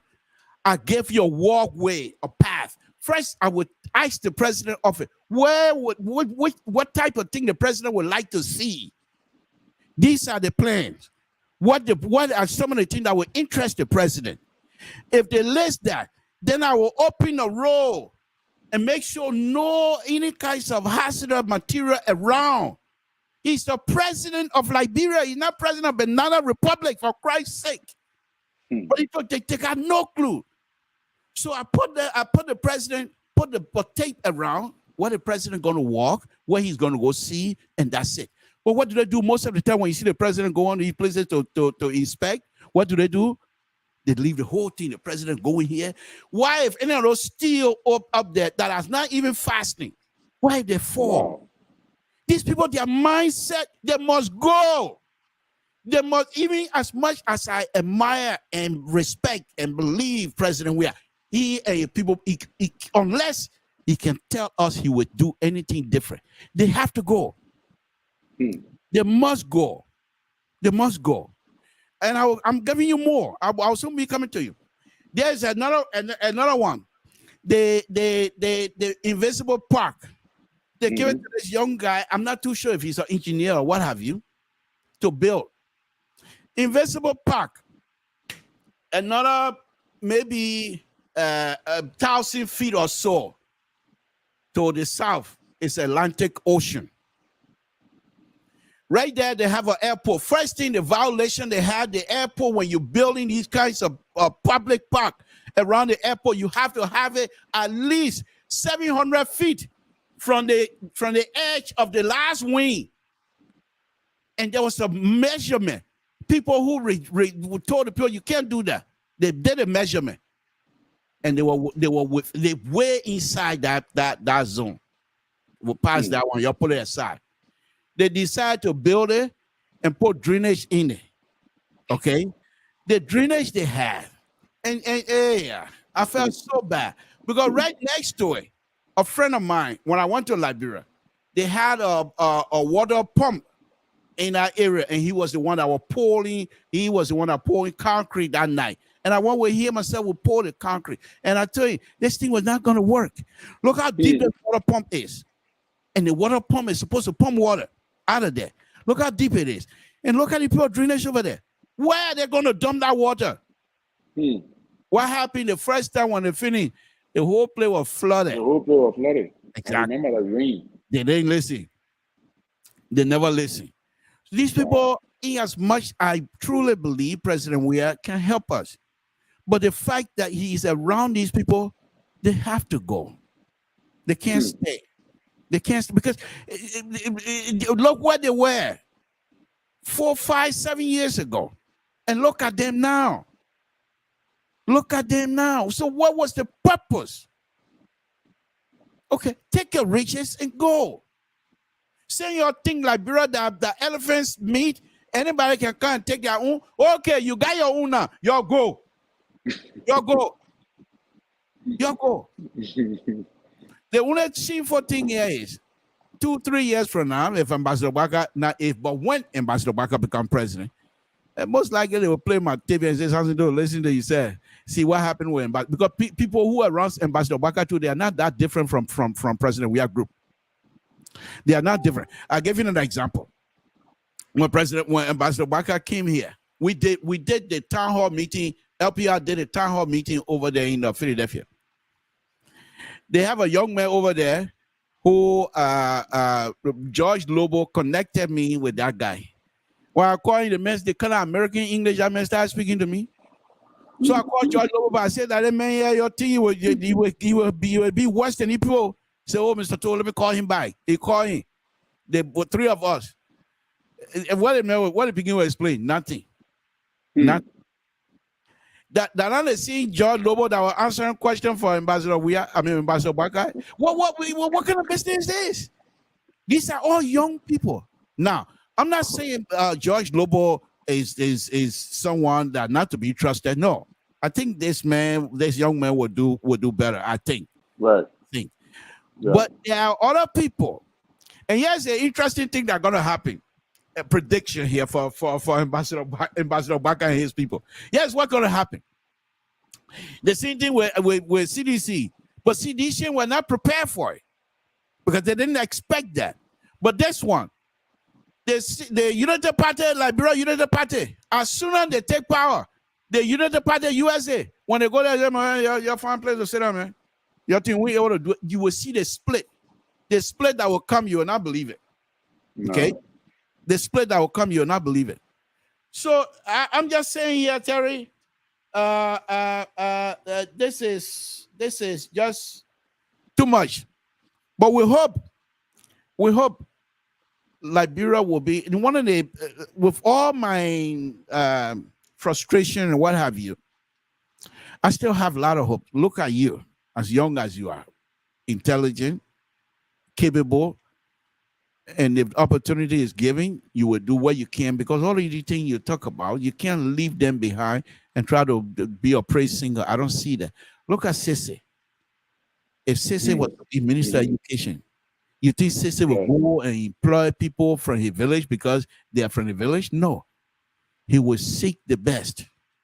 And if you just go around, many of you young people here in a diaspora, and even back home, look at the president of Engineering Society, who has tried hard. Now the Engineering Society has become, they have gotten an act by the lawmaker. They're now making it, except the president, the signature is not on there yet, but it will now become a legitimate organization, which then will allow the engineers to create a code, a building code, and what have you. So but many of you young people are smart. I interact with many of you guys, very smart. So all these people, then let them rock it right now. That's for me. Their behavior I consider a sport or war. We are coming from war, so everybody, the fog of war is there. We're still blind, but our eye opening small. So the third day of Liberia is still ahead. Go ahead, make a comment, and I'm sorry I took so much time away from you tonight. No, it was necessary, man. I like listening to you, especially dealing with the road issue. Is mind-boggling, and a lot of education too. So this is why we need you kind of people, especially with the knowledge you have, to explore that knowledge in our country. It will really benefit our people. The reason why God brought every one of us on this side is for us to be equipped to go back and help our own country. But when the opportunity is not given you, how can you do that?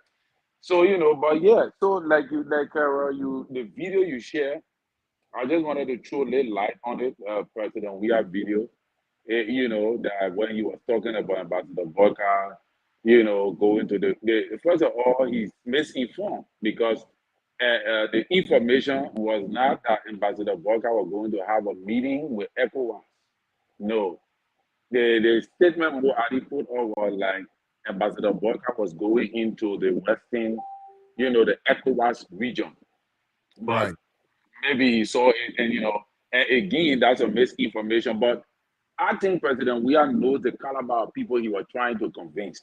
And I think he was kind of looking at Facebook much, because looking at somebody taking a head, those guys can do it.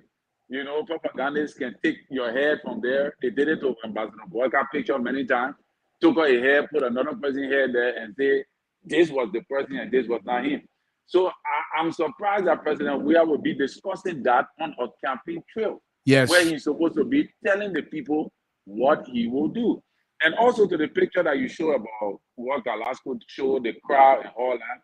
One of the things that the CDC-led government is claiming is the one-round victory on the foundation of the amount of crowd that they are expecting to pull. And I think that is another form of, deception, because CDC have never won one round in Liberia, no matter how much crowd they pull.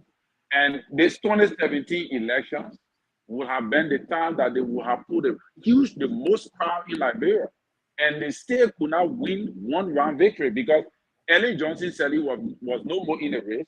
Prince Johnson was in the race, but Ellen was no more in the race. It was only between Joseph Yema Boka and President Weah, Prince Johnson, and other people. So, and the people were gravitating to President Weah back then.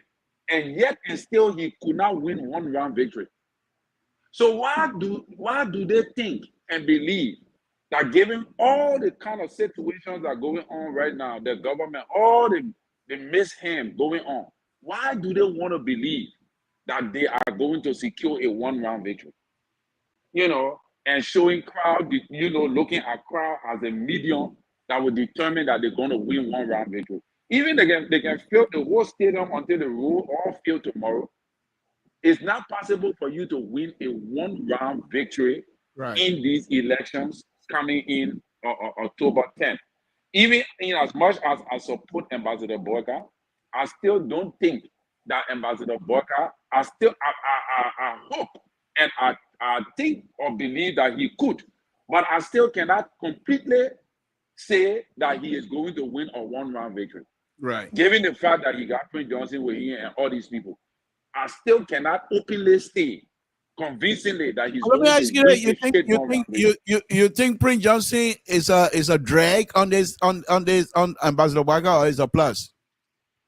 Well, Prince Johnson is a plus. Any side Prince Johnson get on, it have been trending. Wow. Yeah, they want partner. You want that?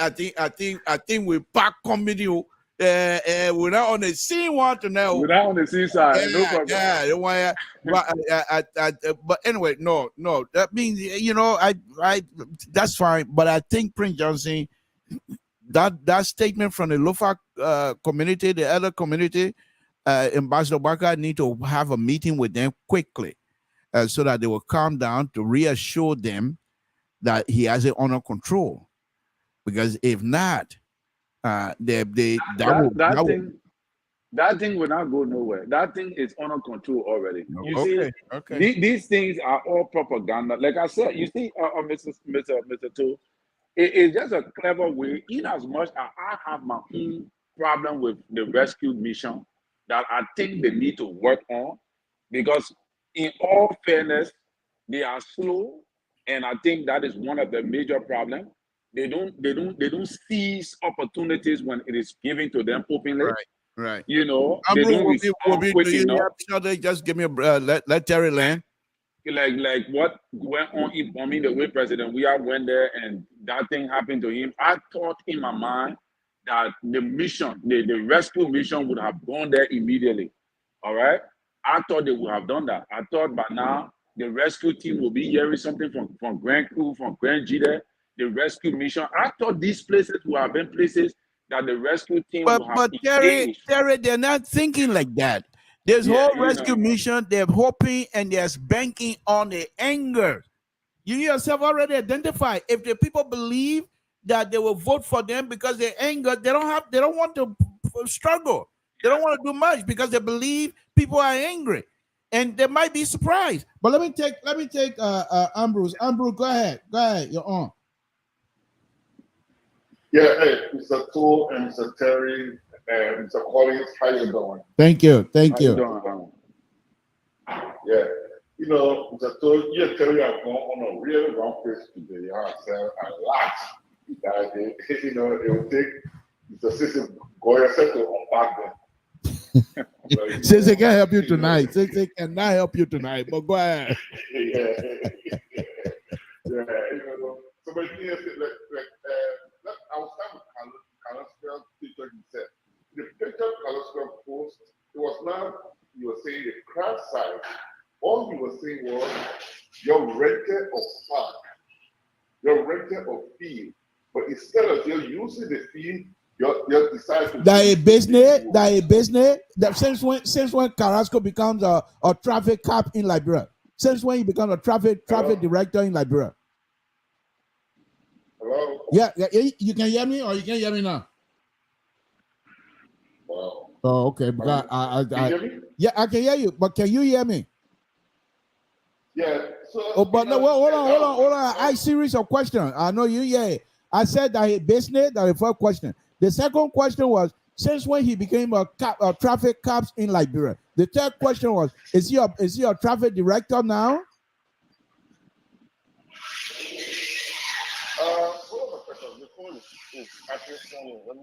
No, you can't hear that CDC.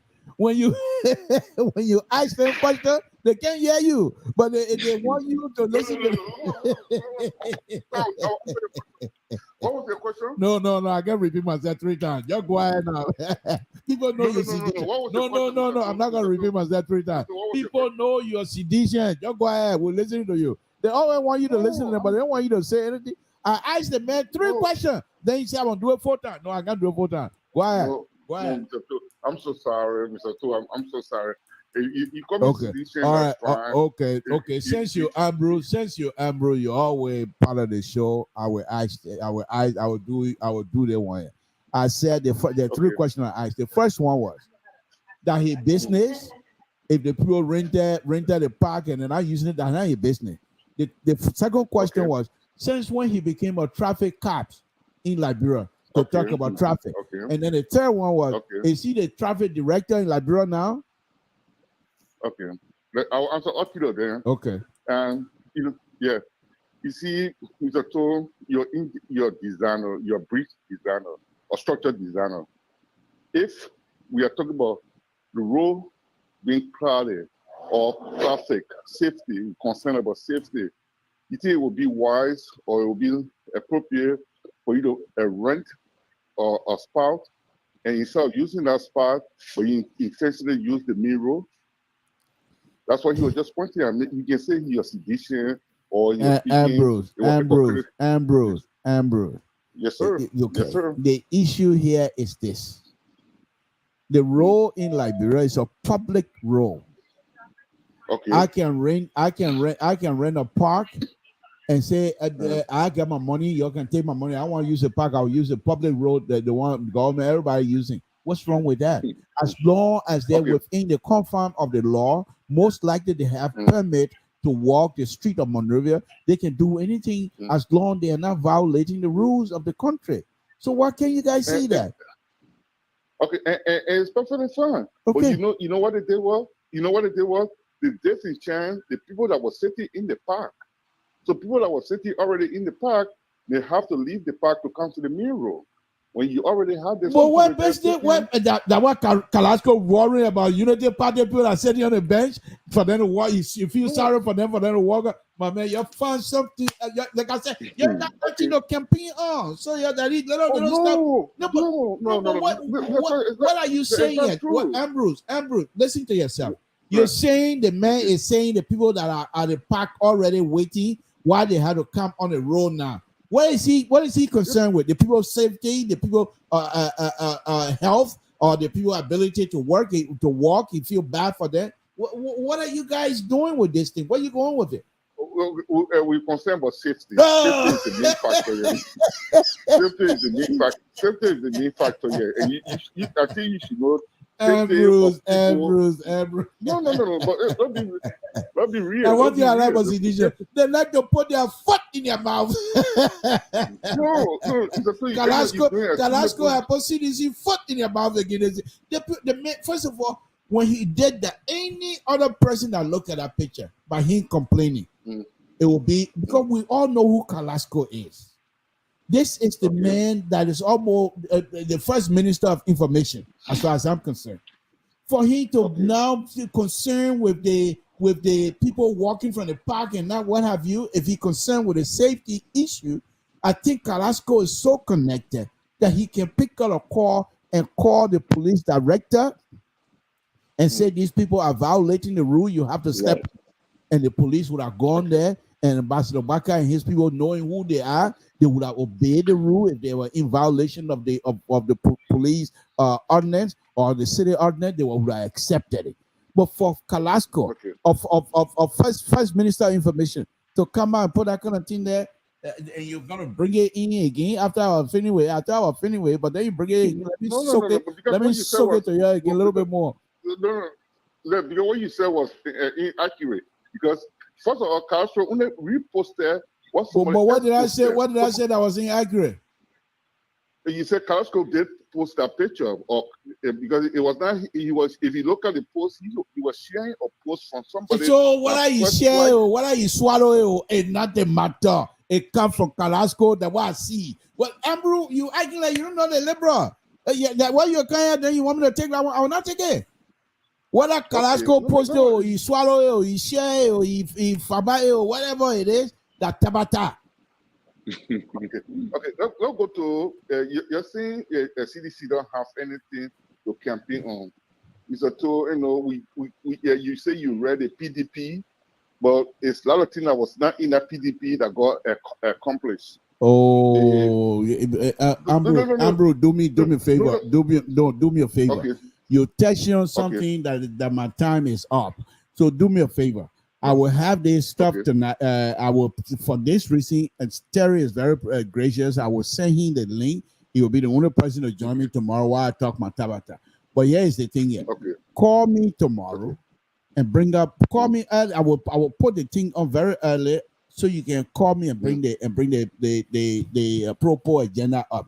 Because I got the paper here. Okay. And then whatever page Yeah. you want me to go to, I will go there and make reference to those pages. I don't want to, because that's Very very well. important. The fact that you were at this time, your sedition will talk about pro agenda, then you really don't have nothing to talk about.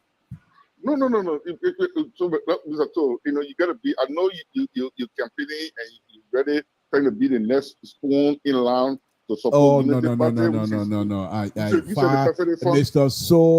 Mr. So, even Terry here, they will not allow Liberian Public Radio to be used for a campaign purpose. Far from it. But you just use 2 hours, 2 hour 30 minutes to downgrade the president. No, what do you mean downgrade? What do you mean? I say I want them to leave. I'm not saying. You see, you were not listening to me. I took almost 20 minutes. I took almost 20 minutes of my time to explain to you that whatever that I'm going to say or whatever that I was doing, it has nothing to do with hate. And now you come to use a language that is beneath your ability to use such word as being to downgrade. When was the last time that I've been disrespectful to the president? You cannot say that. Okay, but you cannot say that. I disagree with him. I criticize. Use the word criticism. You cannot say downgrade. You criticize the president on different points. You see, Mr. To, like you being a structural engineer, I know the company you work for, they're not going to dictate to you to say, oh, this bridge, this will be the calculation that you're going to use, or this how you're going to integrate this calculation, or this how we're going to design the bridge. Because it's your idea. No, don't run with it. Don't run with that one. In whether be a bridge design, whether be a road design, they have an organization here in the United States, ASHTO, the American engineer group of engineers. They call, I can't quite define it right now, but they call ASHTO. Okay, the name just escaping me right now. But that group is a group of engineers from all over the country. They set the standard. They set the standard every year or so, or 4 years or so. They go and review those standards based on new testing, new equipment, new cars, and everything. It's okay. The car we designed, they were doing the thing for that 5 years ago. Those cars no longer exist, so we're improving. So those are the standards that we go by. You don't just get up the car from Total and all the designs are going with it. No, you go with the standard. But you work within the standard. Exactly. Your design is being done. But if the standard is the minimum, I can be conservative and go higher. Yeah. So for safety. For your safety factor, everything you working within the standard and within the code. What's your point, Ambrose? Instead of us dancing around, let Terry come here and close it. What's your point? My point is for you to be dictating to the president. Detective, they got you stronger. You were called a liberal Ambrose. I think the conversation going nowhere. Why will you look at the liberal progressive and said detective to the president? How did I detect to the president? For me to say the president, the fact that he can't fire people, they almost go, then I detecting. No, because you are you're be precise for Detour to be finance minister. Because Detour, according to me, Detour as smart as he. And now let me just say again, Detour is the most smart Liberian that I ever seen, as far as I'm concerned. But he's not doing a good job. He must go. How you can say that? How you can say somebody that bring inflation rate down from 27%. So what is the exchange rate right now, like, bro? But I'm not a financial person, so I'll be monitoring the one. What is the exchange rate right now? Besides the economy, like, bro, is on a good track right now. Yes, because you say yes. Just asking how much for one bag of rice. Harmonization. You know what the people say now? They don't even call it harmonization now. They call it hammer. The people brought hammer our head. Mr. Cho, don't get to factor in. I will call tomorrow morning. I will call you tomorrow morning. What we get to factor in? Because if you factor in the stabilization of the yes, sir. Yes, sir. You must go. You see this here? You're not there, you know, elevate me. It's time to go. Bye-bye. Thank you. We appreciate it. And one thing I gave you sedition, on a very serious note. Honor your watch. No political prisoner. Honor your watch. Nobody, no war. Nobody fighting. I appreciate that. But you're not able to govern. You got to go. Thank you very much. No, Mr. Trump, you just give me one point. The man that you support, he's not able to govern, and he's not able okay, let's try it then. Let's see. He hasn't governed before. No. Why would you use that as an experiment? No, but and now they see experiment with one way job. But let me go, Abru. I beg you tomorrow. Call the show very early, and you're my second engaged. But I really appreciate that. Thank you, Terry. Thank you, bro. Thank you, Terry. Go ahead and wrap it up for us. Let me go get this young man from his. Yeah, man. So thank you for the show again. It was wonderful having you and you having me. I appreciate the time, and So I think Ambassador Boyka did some things that I already expected him to have done by going. He passed through West Point, which supposed to be the stronghold of the CDC, and we saw the momentum, which was a good thing for his political rally and his political movement. And also in District Number 16, these are strongholds of CDC.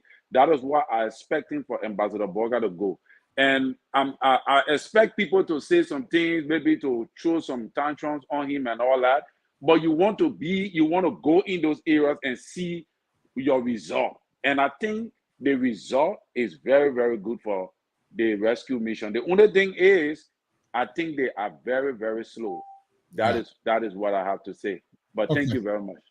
Thank you, Terry. I will send you a link, and it might work, it might not work, but you and I will send it to you early, and then I will call you. Do I even have you? I think I have your number, don't I? I think I do. Yeah. I'll send my number to you. Yeah, but if it's not possible, it's okay. I can watch. No. I want you to be with me to guide me through the process. So I would really like for you to join me tomorrow, and I'll be doing a lot of video. And then Ben, have you watched Ben Senvi video? Yeah, I did watch it. Well, for me, Ben Senvi, I took a lot of the condescending statement. They are not necessary. Right. You have a point to make.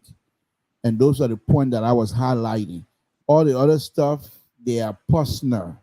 And you don't go at the president, who is a president, not a president of the Banana Republic, but president of the Republic of Liberia.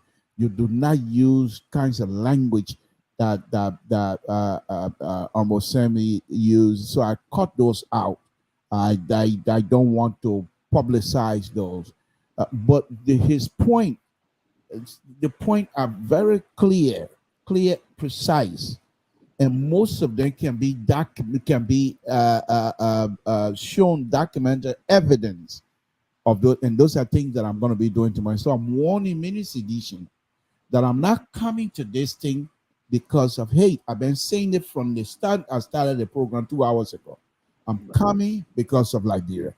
I like and admire President Weah greatly. Me coming here to campaign against him is a very difficult thing for me to do, because I hoped that I would have been made shame to eat crow for him to do well. But the fact that he has certain people around him, people who are supposed to be his mentor, people who are supposed to tell him, people like Honorable Wilson Tappe, you don't even hear about him anymore.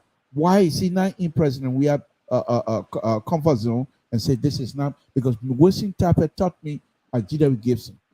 And when yeah, exactly. When he comes to teach, he was supposed to teach us economics. But when he comes in, it's all politics.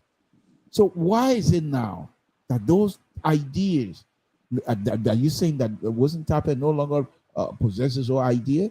Unbelievable. But anyway, I want to thank you, and I was sending the link very early so we can go at it. Okay. Thank you very much. Have a good night. Okay.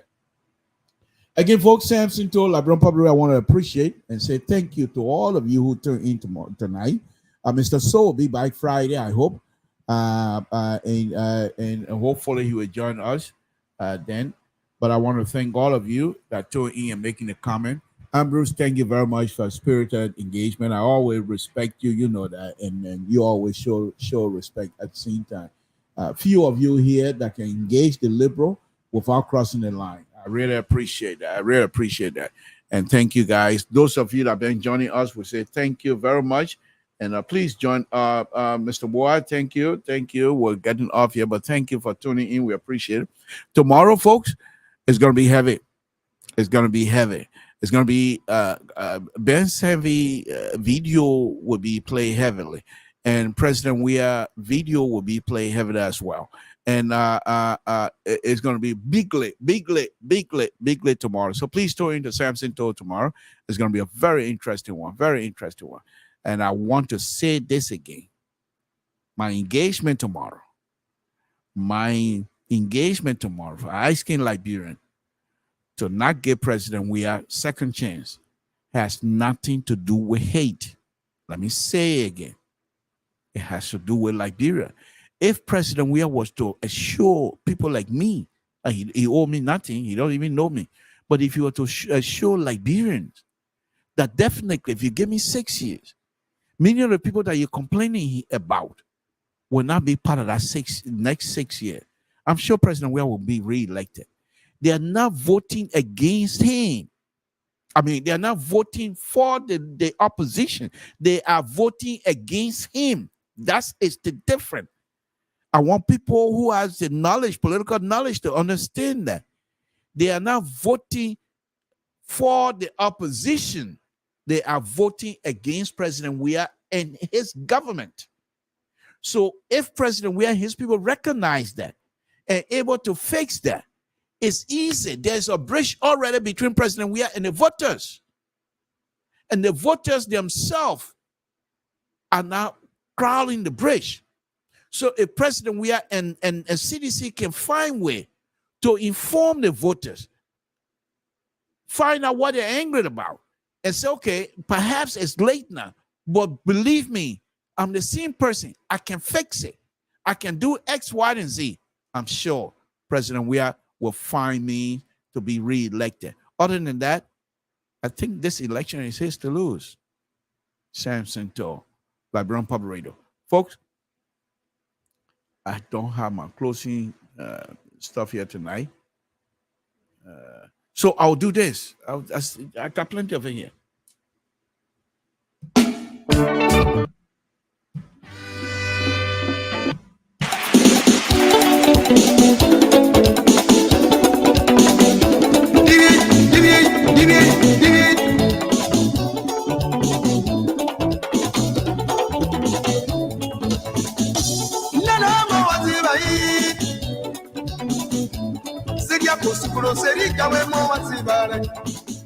Okay, folks, thank you very much. We will say good night to all of you. It's been a wonderful evening. Thank you, but please stay safe and let's continue to pray for one another. Thank you very much. Good night, folks.